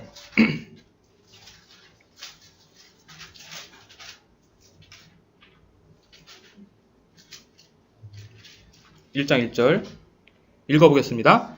하나님의 아들 예수 그리스도의 복음의 시작이다. 예수가 누구냐? 하나님의 아들. 그게 복음의 시작. 유앙겔리온. 이 당시 복음은 로마 황제가 나갈 때 좋은 소식. 그게 복음. 유앙겔리온. 로마 황제보다 더 좋은 복음. 예수가 왔다라는 거예요. 그게 복음의 시작이라고 얘기를 하는 거죠. 자, 마가복음 1장 1절 그때 있죠? 마가복음 15장. 동일한 말씀인데요. 15장 39절.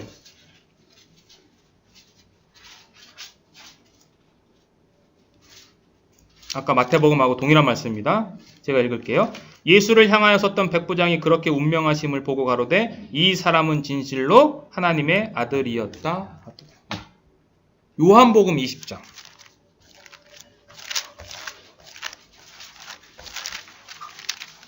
31절. 죄송한데 물 좀.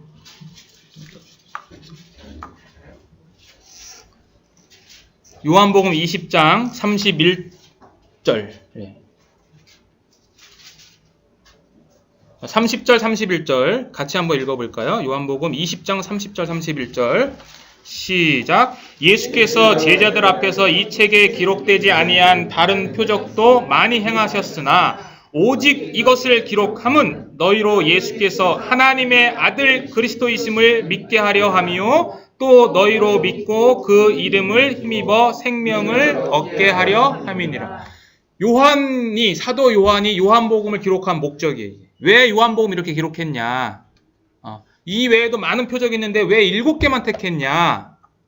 그 이야기를 하면서 예수께서 이것을 기록함은 첫 번째 뭐예요? 너희로 예수께서 하나님의 아들 그리스도이심을 믿게 하고 그리고 너희로 믿고 그 이름을 힘입어 생명 얻게 하기 위해서. 믿음과 생명이죠. 예. 그러니까 복음의 메시지와 사도 바울의 메시지가 지금 같은 거죠. 예. 사도 바울이 첫 번째 했던 그 메시지. 그래서 서두에 말씀드린 것처럼 바울 신학의 두 가지 핵심은 예수가 누구고 그 예수가 나와 어떤 관계냐, 우리가 어떤 관계냐, 그게 신학의 핵심입니다. 예. 그 다음에는요, 회심 이후 바울이 그럼 어떻게 활동했느냐, 지금 다메섹에서 복음 전한 거 말고, 그래서 다메섹 밖에서의 활동도 있거든요.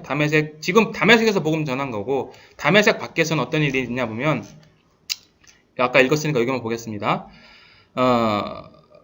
듣는 사람이 다 놀라 말하되 이 사람이 예루살렘에서 이 이름 부르는 사람을 잔해하던 자가 아니냐. 여기 온 것도 저희를 결박하여 대제사장들에게 끌어가고자 함이 아니냐 하더라. 사울은 힘을 더 얻어 예수를 그리스도라 증명하여 다메섹에 사는 유대인들을 굴복시키니라.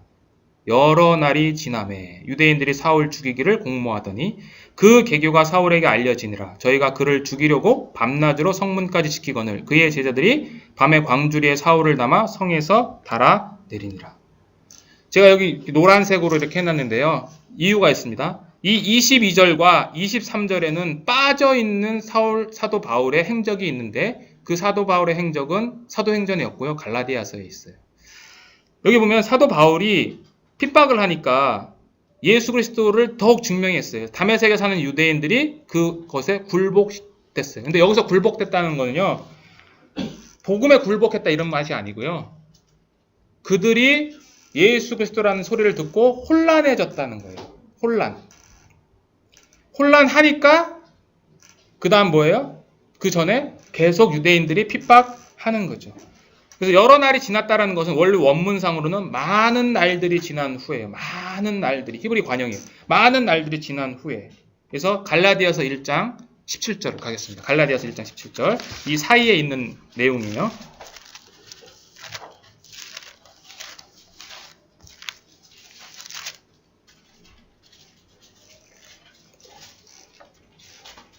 (16절부터) 볼게요. 16절. 15절부터 죄송합니다. 15절 갈라디아서 1장 15절부터 다메섹 이야기 하는 겁니다. 15절 다메섹 회심 갈라디아서 1장 15절부터 그러나 내 어머니의 태로부터 나를 택정하시고 은혜로 나를 부르신 이가 그 아들을 이방에 전하기 위하여 그를 내 속에 나타내시기를 기뻐하실 때에 내가 곧 혈육과 의논하지 아니하고 또 나보다 먼저 사도된 자들을 만나려고 예루살렘으로 가지 아니하고 오직 아라비아로 갔다가 다시 다메섹으로 돌아갔노라. 어딘지 찾으셨어요? 네. 어머니의 태로부터 자기를 불렀대요. 그래서 그 불렀을 때 내가 혈육과 의논하지 않고 사도들에게도 가지 않고 어디로 갔다고요? 아라비아로 갔다 그래요. 여기서 말한 혈육은요, 친척을 말하는 게 아니에요. 여기서 말한 혈육은요, 그냥 유대인들이 쓰는 용법이에요. 그냥 사람들이에요, 사람들. 사람들한테 가지 않았다는 거예요. 그러니까 인간, 사람을 나타낸 유대인 수거예요. 안 가고 오직 아라비아로 갔다는 거예요. 아라비아. 네. 그럼 여기 아라비아가 이제 어디냐는 거죠. 아까 제가 아라비아 얘기했었죠. 아라비아가 어디냐. 세 가지 관점이 있어요. 아라비아에 대한 관점. 좀 여기 보시면 기간 및 장소, 아라비아에 대한 세 가지 관점이 있어요. 기간은 뭐냐면 18절에 보시면 본인이 아라비아로 갔다가 다시 다메섹으로 돌아갔노라 한 다음에 그 후 3년 만에 내가 베드로를 신방하려고 예루살렘으로 올라가서 15일을 머물렀다 그러거든요. 네. 그래서 우리가 보통 어떻게 생각을 하냐면 다메섹에 있다가 3년 동안 아라비아는 어디냐? 광야예요, 광야. 시내산이 있는 광야. 그 3년 동안 가서 주님하고 교제했다라고 보는 설이 있어요. 사도 바울은 주님과 3년 동행하지 못했잖아요. 그래서 3년 동안 여기서 교제를 했다라고 보는 관점이 있어요. 두 번째는 아니다. 40일 동안 시내산에 머물렀다. 광야와 시내산은 같아요. 그 근거는 갈라디아서 4장 한번 보세요. 4장 25절 4장 25절에 보면 이 하가는 아라비아에 있는 어디? 네, 시내산. 시내산 우리 보통 어디에 있다 그래요? 광야에 있다 그러죠? 그래서 이걸 두 개를 같이 그러니까 아라비아를 광야 또는 시내산으로 보는데 기간이 3년이냐 40일이냐. 40일은 왜 40일을 할까요? 예, 예수님도 40일 광야에서 금식하셨고 모세도 율법 받으러 갈 때 물론 80이지만 40일 금식했죠. 그죠? 고난의 시간이죠. 그래서 이렇게 보는 관점이 있고요. 마지막으로 세 번째는 이 아라비아가 어디냐? 이 아라비아가 바로 나바티안 왕국. 아까 제가 말씀드렸던 다메섹을 영향을 줬던 아레타스 왕이 지배했던 나바티안 왕국이다라고 얘기를 하는 거예요. 그런데 이 나바티안 왕국은 거기서 3년이 있었느냐라는 것은 사실은 모르는 거예요. 여기도 사실은 이것도 추측이에요. 여기서 무슨 얘기냐면 사도 바울이 내가 구원을 받고 다메섹 구원을 받고 아라비아로 갔다가 예루살렘으로 갔는데 구원받고 예루살렘 갈 때까지가 총 3년이 걸렸다는 거지 내가 아라비아에 가서 3년 있었다 그 얘기가 아니에요. 제 말 이해하세요? 예. 자, 이 나바티안 왕국이라는 근거는 아까 제가 말씀드렸던 시대적 배경이에요. 그 당시 시대적 배경. 요세푸스 역사가, 유대 역사가도 아라비아에는 나바티안 왕국이 있었고 그 나바티안 왕국은 누구의 후손이냐? 느바요스의 후손이다라고 기록하고 있어요. 느바요스는 이스마엘 있죠, 이스마엘. 이스마엘이 아들을 낳거든요. 12명의 아들을 낳는데 그 중에 첫째 아들이 느바요스예요. 느바요. 어쨌든 이 아라비아에는 그래서 그 느바요스의 형제들이 살았다 그래요. 그 아라비아, 그러니까 나바티안 왕국의 수도가 어디냐면 페트라예요. 페트라. 네. 근데 이 페트라라는 단어가 구약성경 이사야서에 나와요. 이건 좀 복잡한 얘기인데 바울이 왜 이 나바티안 페트라로 갔느냐라는 신학적인 이유가 이사야서 주의 종의 노래에 들어있어요. 이건 복잡해서 제가 안 할게요. 네. 그래서 이 이야기를 이렇게 하는데 여기에서는 뭐 했냐? 바울이 예수님과 함께 교제를 하면서 계시를 받았다라고 이야기를 해요. 그 계시 중에 하나가 뭐냐면 에베소서 3장 3절에 있어요. 한번 가볼게요. 에베소서 3장.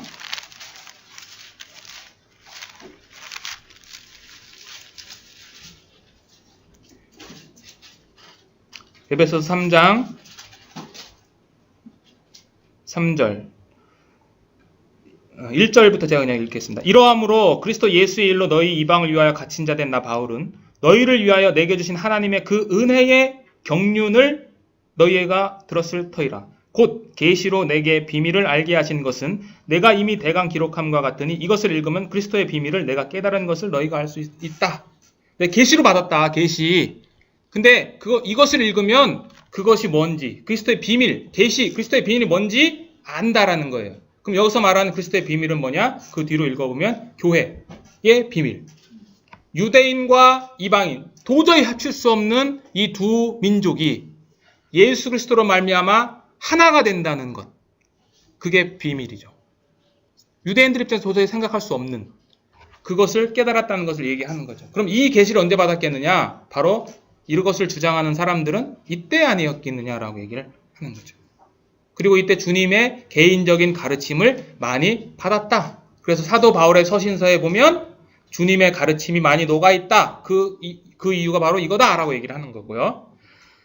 그 다음에 여기를 얘기할 때 복음을 전했다. 나바티안 가서 뭐 했냐? 복음 전했다는 거죠. 이게 왜 그러느냐? 봐라. 다메섹에서 구원받고 눈이 떠져서 즉시로 뭐 했냐? 즉시로 하나님의 아들 예수 그리스도를 전하지 않았냐?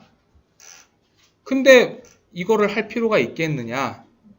바울은 자기의 사명감을 깨닫고 바로 나바티안 왕국에 가서 복음을 전했다. 그리고 그 복음 전함으로 말미암아 핍박을 받고 도망쳤다. 그 이야기가 어디에 있느냐? 고린도 후서 11장에 있다라고 하는 거죠. 고린도 후서 가보겠습니다.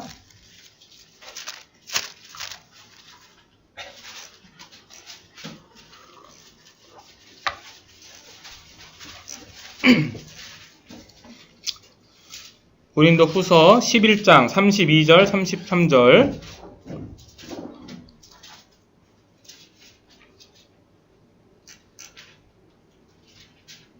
찾으셨나요? 네, 제가 읽겠습니다.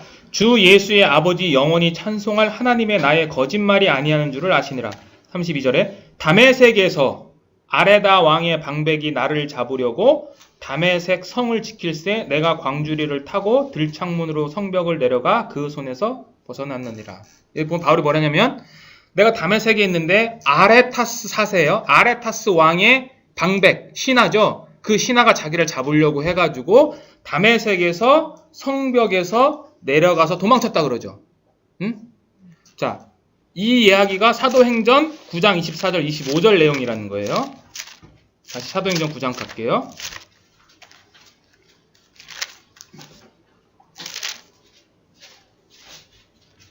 사도행전 9장 23절 다시 보겠습니다. 23절 여러 날의 지내매 유대인들이 사울 죽이기를 공모하더니 그 계교가 사울에게 알려지니라. 저희가 그를 죽이려고 밤낮으로 성문까지 지키거늘 그의 제자들이 밤에 광주리에 사울을 담아 성에서 달아 내린다. 그러니까 이게 무슨 얘기냐면 바울이 나바티안 왕국에 가서 복음을 전했어요. 복음을 전했는데 전하고 나서 거기 있는 사람들에서 쫓겨서 다메섹으로 갔다고 이야기를 해요. 그런데 다메섹에 가서도 또 복음을 전하는 거예요. 그러니까 다메섹에 있던 유대인들과 지금 아레타스 왕의 그 영향을 받고 있잖아요. 다메섹이. 그 다메섹 왕의 방백들도 복음 전하는 것을 싫어한 거예요. 그래서 유대인과 이 나바티안 왕국의 방백들이 힘을 합쳐서 바울을 지금 잡아 죽이려고 할 때 제자들로 인해서 다메섹 성문에서 내려갔다라고 이야기를 하는 거죠.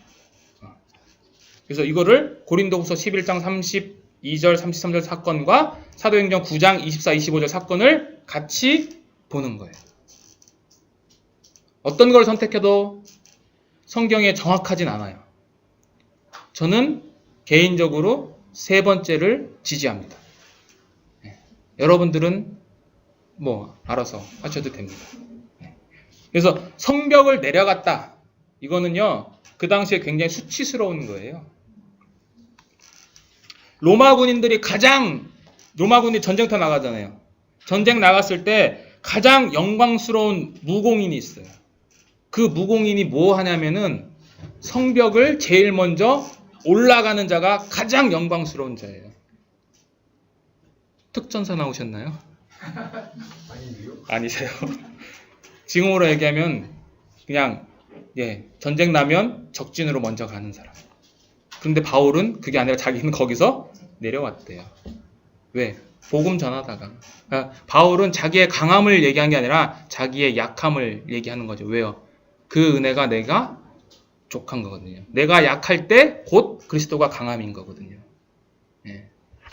자, 그래서 이렇게 있고요. 그래서 이 다메섹에서 있다가 그 다음에 어디로 갔냐? 갈라디아서에 보면 내가 이제 3년 후에 게바를 신방하려고 어디를 갔다고요? 예루살렘으로 가는 거죠. 그 이야기가 이제 여기 또 있습니다. 달아내렸죠. 25절에. 그리고 나서 26절에 사울이 어디로 가서? 예루살렘에 가서 제자들을 사귀고자 하나 다 두려워하여 그의 제자됨을 믿지 아니하니 바나바가 데리고 사도들에게 가서 그가 길에서 어떻게 주를 본 것과 주께서 그에게 말씀하신 일과 다메섹에서 그가 어떻게 예수의 이름으로 담대히 말하던 것을 말하니라.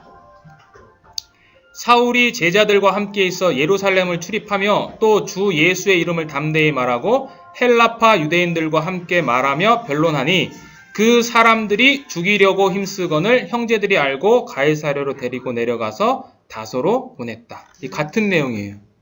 여기 보시면 3년 만에 게바 만나려고 예루살렘에 올라가서 15일 누회했는데 주의 형제 야고보 외에는 다른 사도 못 만났다. 이 같은 내용이에요. 요거랑 이 내용이랑. 그러니까 예루살렘에 간 거죠. 바울이 갔어요. 제자들, 주님의 제자들, 사도들을 포함한 제자들이죠. 사귀려고 했는데 안 믿죠. 당연히. 근데 그때 누가 나타나요? 바나바. 위로의 아들이라고 하는 바나바가 등장해서 사도들에게 데려가죠. 여보세요? 다메섹에서 아나니아가 없었으면 또는 예루살렘에서 바나바가 없었다면 아마 복음의 역사가 좀 달라졌을 수도 있겠죠. 그냥 단순히 데려간 거죠. 오병이어 할 때 안드레가 그 어린 소년의 도시락통에서 물고기 2마리, 떡 5개 가지고 예수님 갔죠. 이게 도움이 될지는 잘 모르겠지만 우리도 마찬가지죠. 내가 하는 사소한 일이 아무것도 아닌 것 같은데요. 그게 우리 교회의 역사 또는 주님이 보시는 복음의 큰 흐름의 역사가 바뀔런지 그 누가 알아요? 그래서 성도의 한 시간 한 시간 또는 한순간 한순간은 굉장히 중요한 거예요. 그래서 사도 바울은 세월을 어떻게 하랬어요? 아끼라는 말은 아껴라 원래 그 뜻이 아니에요. 세월을 돈 주고 사라. 그런 의미예요. 세월을 구속하라예요. 자, 그래서 데리고 갔어요. 이거 데리고 갔다는 게 저기 사울 형제님 갑시다 이게 아니에요. 강제로 붙잡아가지고 끌고 갔어요. 강제로. 사울도 꺼릴 수도 있었겠죠. 그래서 사울의 부탁이 아니라 이거는 바나바의 믿음의 행동이에요. 믿음의 행동. 데리고 간 거죠. 자, 그래서 이제 예루살렘 올라갑니다. 그래서 사도행전에 보면 바울이 예루살렘을 총 몇 번 가냐? 4번 갑니다. 4번. 총 4번 올라가는데 첫 번째 지금. 그 다음에 두 번째는 예루살렘에 기근이 들었다고 그래가지고 안디옥에서 구제헌금을 가지고 예루살렘 방문. 세 번째는 사도행전 15장에 율법, 구원과 율법의 문제가 대두됐을 때 안디옥에 예루살렘에 가서 사도들의 의견을 청취하기 위해서 사도 공회의, 예루살렘 공회의가 일어났을 때 예루살렘. 세 번째, 그리고 네 번째는 마지막 3차 전도여행 끝나고 예루살렘 갔다가 거기서 이제 로마로 압송되는 거죠. 예루살렘 4번 이렇게. 그래서 아까 얘기했듯이 바울 서신에는 주님의 이야기, 주님의 말씀이 이렇게 녹아 있어요. 한 2개만 볼게요. 종말 같은 경우도 데살로니가 전서 5장 3절에는 멸망이 호련히 저희에게 이르리니 결단코 피하지 못한다. 예수님도 뜻밖의 그날이 덫과 같이 너희에게 임한다.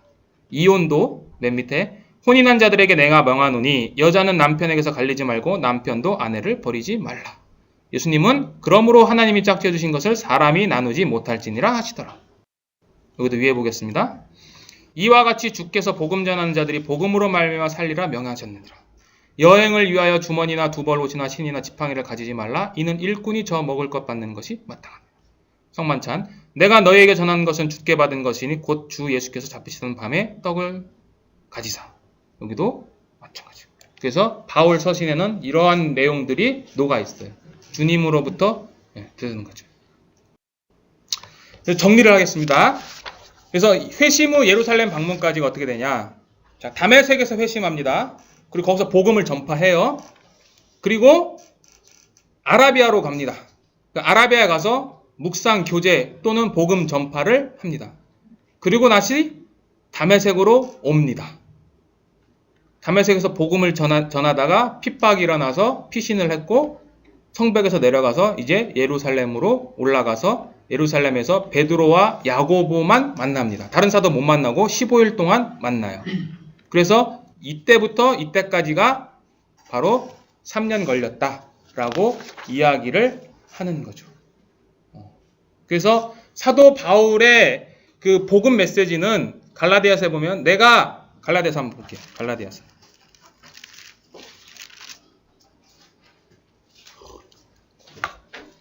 갈라디아서 1장 1절 보세요.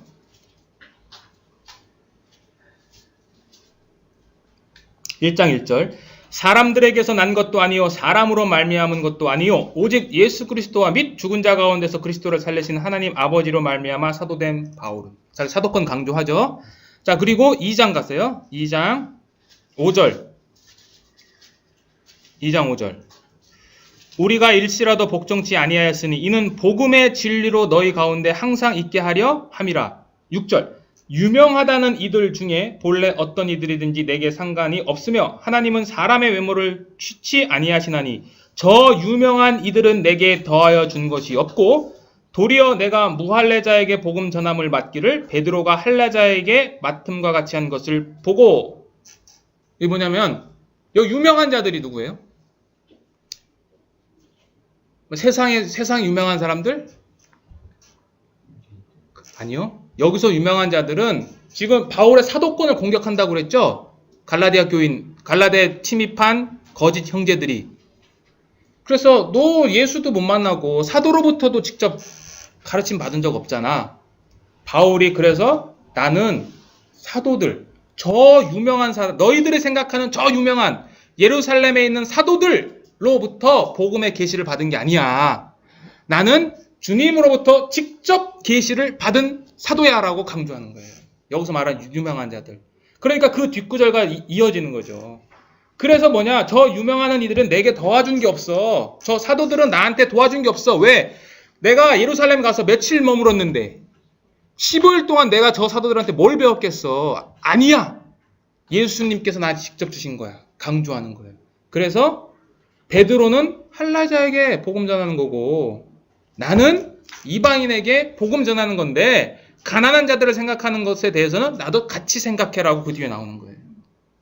그러니까 여기서 유명한 자들은 이게 아니에요. 그러니까 그런 의미가 아니에요. 이게.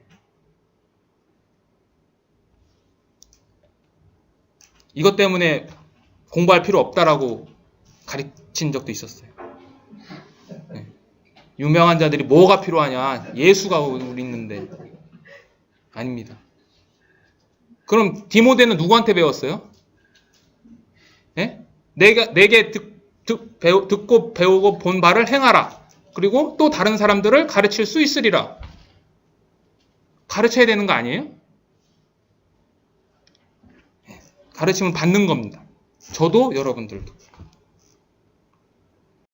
자, 그리고 나서 이제 어디로 가냐?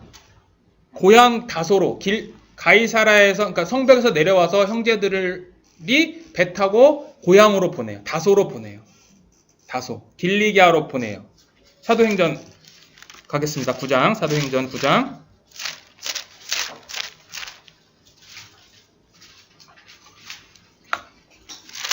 이제 거의 다 끝났습니다. 9장 25절.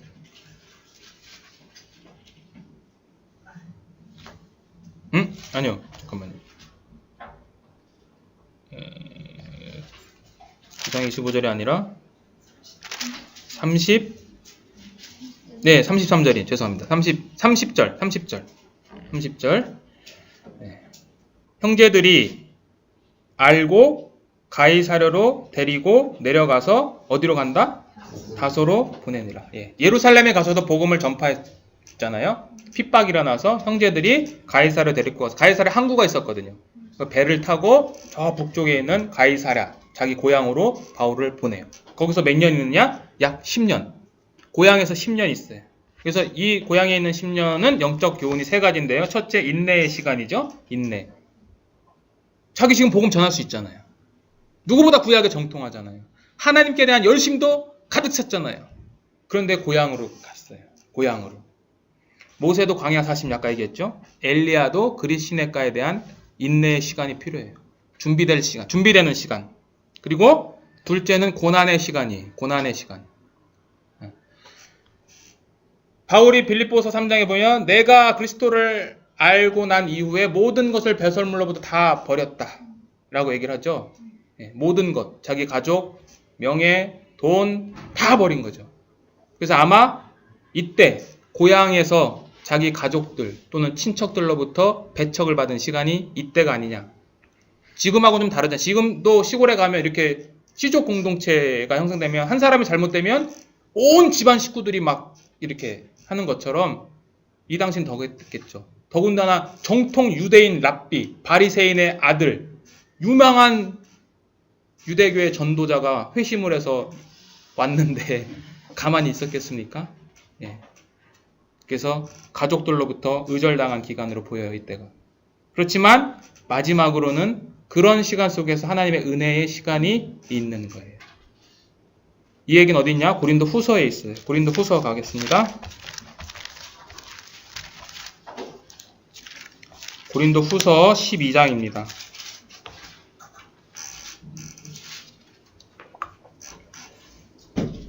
12장 2절 1절 보겠습니다. 12장 1절 2절 무익 하나만 내가 부득불 자랑하노니 주의 환상과 계시를 말하리라. 내가 그리스도 안에 있는 한 사람을 아노니 14년 전에 그가 셋째 하늘에 이끌려 간지라. 그가 몸 안에 있었는지 몸 밖에 있었는지 나는 모르거니와 하나님은 아시느니라. 내가 이런 사람을 아노니 그가 몸 안에 있었는지 몸 밖에 있었는지 나는 모르거니와 하나님은 아시느니라. 그가 낙원으로 이끌려가서 말할 수 없는 말을 들었으니 사람이 감히 이르지 못할 말이로다. 바울의 셋째 하늘. 3인칭 관점으로 쓰는 거죠. 내가 어떤 사람 안답게 나예요. 14년 전에 내가 셋째 하늘 갔는데 어디 갔다? 낙원. 낙원은 천국입니다. 뭐 낙원 다르고 천국 다르다 그러는데 같아요. 천국 가서 하나님 만난 거예요. 이 14년 전이 고린도 후서를 쓴 기록 연대에서 14전을 뒤로 빽하면 이 고향 다소에 있었던 시간하고 맞아요. 그러니까 이 셋째 하늘의 환상은 그렇게 바울이 인내와 고난의 시간 속에서 하나님께서 주신 독특한 은혜의 시간이에요. 여러분들도 마찬가지죠. 복음을 전하면서 복음 때문에 힘들고 어려움이 있을 때 거기서 하나님이 그냥 나 몰라라 하는 것이 아니라 그 가운데에서 하나님이 은혜를 주세요. 그 은혜가 여러 모양으로 오기 때문에 우리가 그걸 잘 몰라서 그렇지 은혜예요. 여러분들이 지금 여기 앉아있는 것도 은혜예요. 그래서 하나님은 우리를 늘 머리털까지 세신 분이에요. 우리의 일거일투족을 다 보시는 분이에요. 네. 자, 고향 다소로 갔어요. 그런데 교회 역사는 끝났어요, 안 끝났어요? 교회 역사가 끝났어요? 네. 사도행전 9장 다시 가보세요.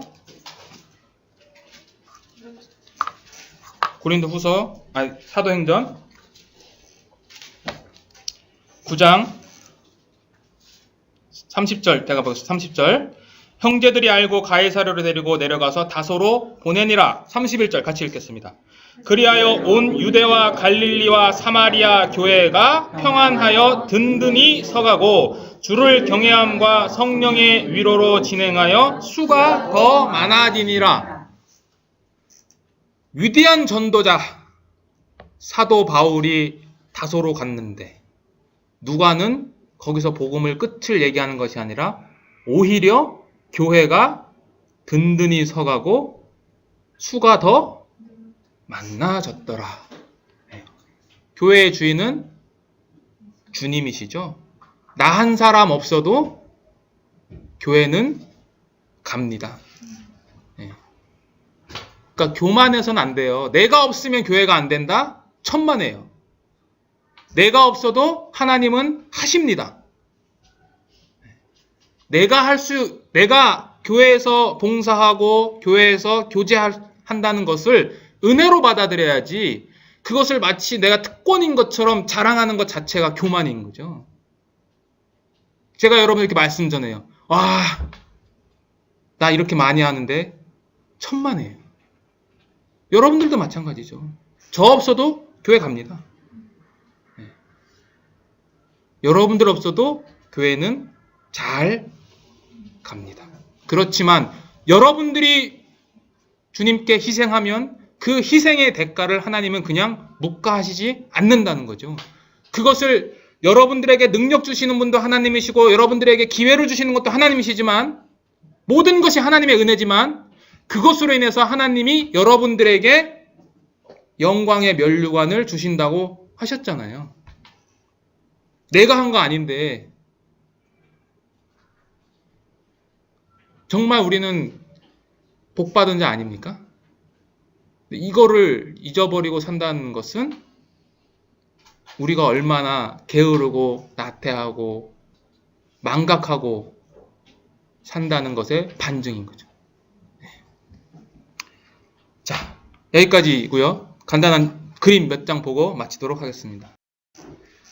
이 지도입니다. 자, 이제 보시면 이해되시죠? 자, 처음에 예루살렘에서 다메섹으로 핍박 올라갔죠. 그죠? 맞죠? 네. 여기서 예수님 만나죠? 그 다음에 어디로 갔다고 그랬어요? 아라비아로 가죠? 여기서 저는 복음 전했다고 그랬어요. 자, 복음을 전하고 그 다음에 다시 다메섹으로 돌아와서 여기서 쫓겨나가지고 어디로 가요? 예루살렘으로 가죠. 그죠? 예, 예루살렘에 가서 여기서 한 15일 머무는 거죠. 그리고 여기서 다시 복음 전하다가 쫓겨나가지고 형제들이 가이사랴에서 배 타고 여기 쭉 올라가면 길리기아 다소 여기에서 10년을 사는 거예요. 이게 바울의 회심 전후의 지도예요. 이제 이해되시죠? 네. 네. 이 다메섹 지도인데요. 여기가 예루살렘입니다. 그래서 이렇게 갔을 거래요. 여리고. 그래서 예루살렘에서 선한 사마리아 보면 예루살렘에서 여리고로 내려가다가 이렇게 해서 아마 이 길을 쫓아서 갈릴리 호수를 해가지고 아마 이렇게 갔을 것이다 라고 얘기를 하는 거죠. 이게 240km예요. 힘들지 않겠습니까? 이 열심. 다마스커스, 현재 다마스커스입니다. 시리아의 현재 모습이고요. 이게 직가입니다. 직가. 직가라는 것은 곧은 길이에요. 곧은 길. 그냥 쭉 뻗은 길. 그래서 여기 지도에 보시면 가운데 보면 여기 쭉 뻗어 있죠. 이렇게. 이게 전부 다 직가예요. 곧은 길. 여기로 바울이 눈먼 채로 간 거죠. 이렇게 보시면 쭉 뻗어 있어요. 지금 시장이 형성되어 있답니다. 반대쪽에서 본 직가의 모습입니다. 이렇게. 이거는 아라비아 지도예요. 아까 제가 아라비아가 유대 이쪽에 있다고 그랬죠. 우측 남쪽에. 그래서 이쪽을 지배를 했고 그 수도가 페트라 여기였답니다. 그래서 다마스커는 이 위쪽에 있고 그래서 아레타스 4세 왕 때는 다마스커스까지 영향을 끼쳤을 것이다라고 학자들 이야기하는 거죠. 이쪽. 네. 아라비아 어딘지 아시겠죠? 네. 그리고 이거는 발굴해냈어요. 페트라를. 세계 7대 불가사리 중에 하나라는데요. 여기 보면 잃어버린 왕국 나바티안 그리고 페트라. 페트라가 수도였어요. 네. 그래서 요르단 지금 요르단에 있거든요. 지금 가면 이런 도시들을 발굴해 놓은 거를 볼 수 있습니다. 여기 가서 복음 전한 거예요. 네. 이게 이제 다베색 성벽이라고 그래서 여기서 이제 전승에 의하면 바울이 여기서 이제 광주리 타고 내려갔다라고 하는 거. 여기에 이제 교회가 이제 세웠다고 그러네요. 그리고 이게 이제 그 당시에 탔을 것 같은 광주리 모형을 이제 만들어 놓은 겁니다. 네. 수고하셨습니다.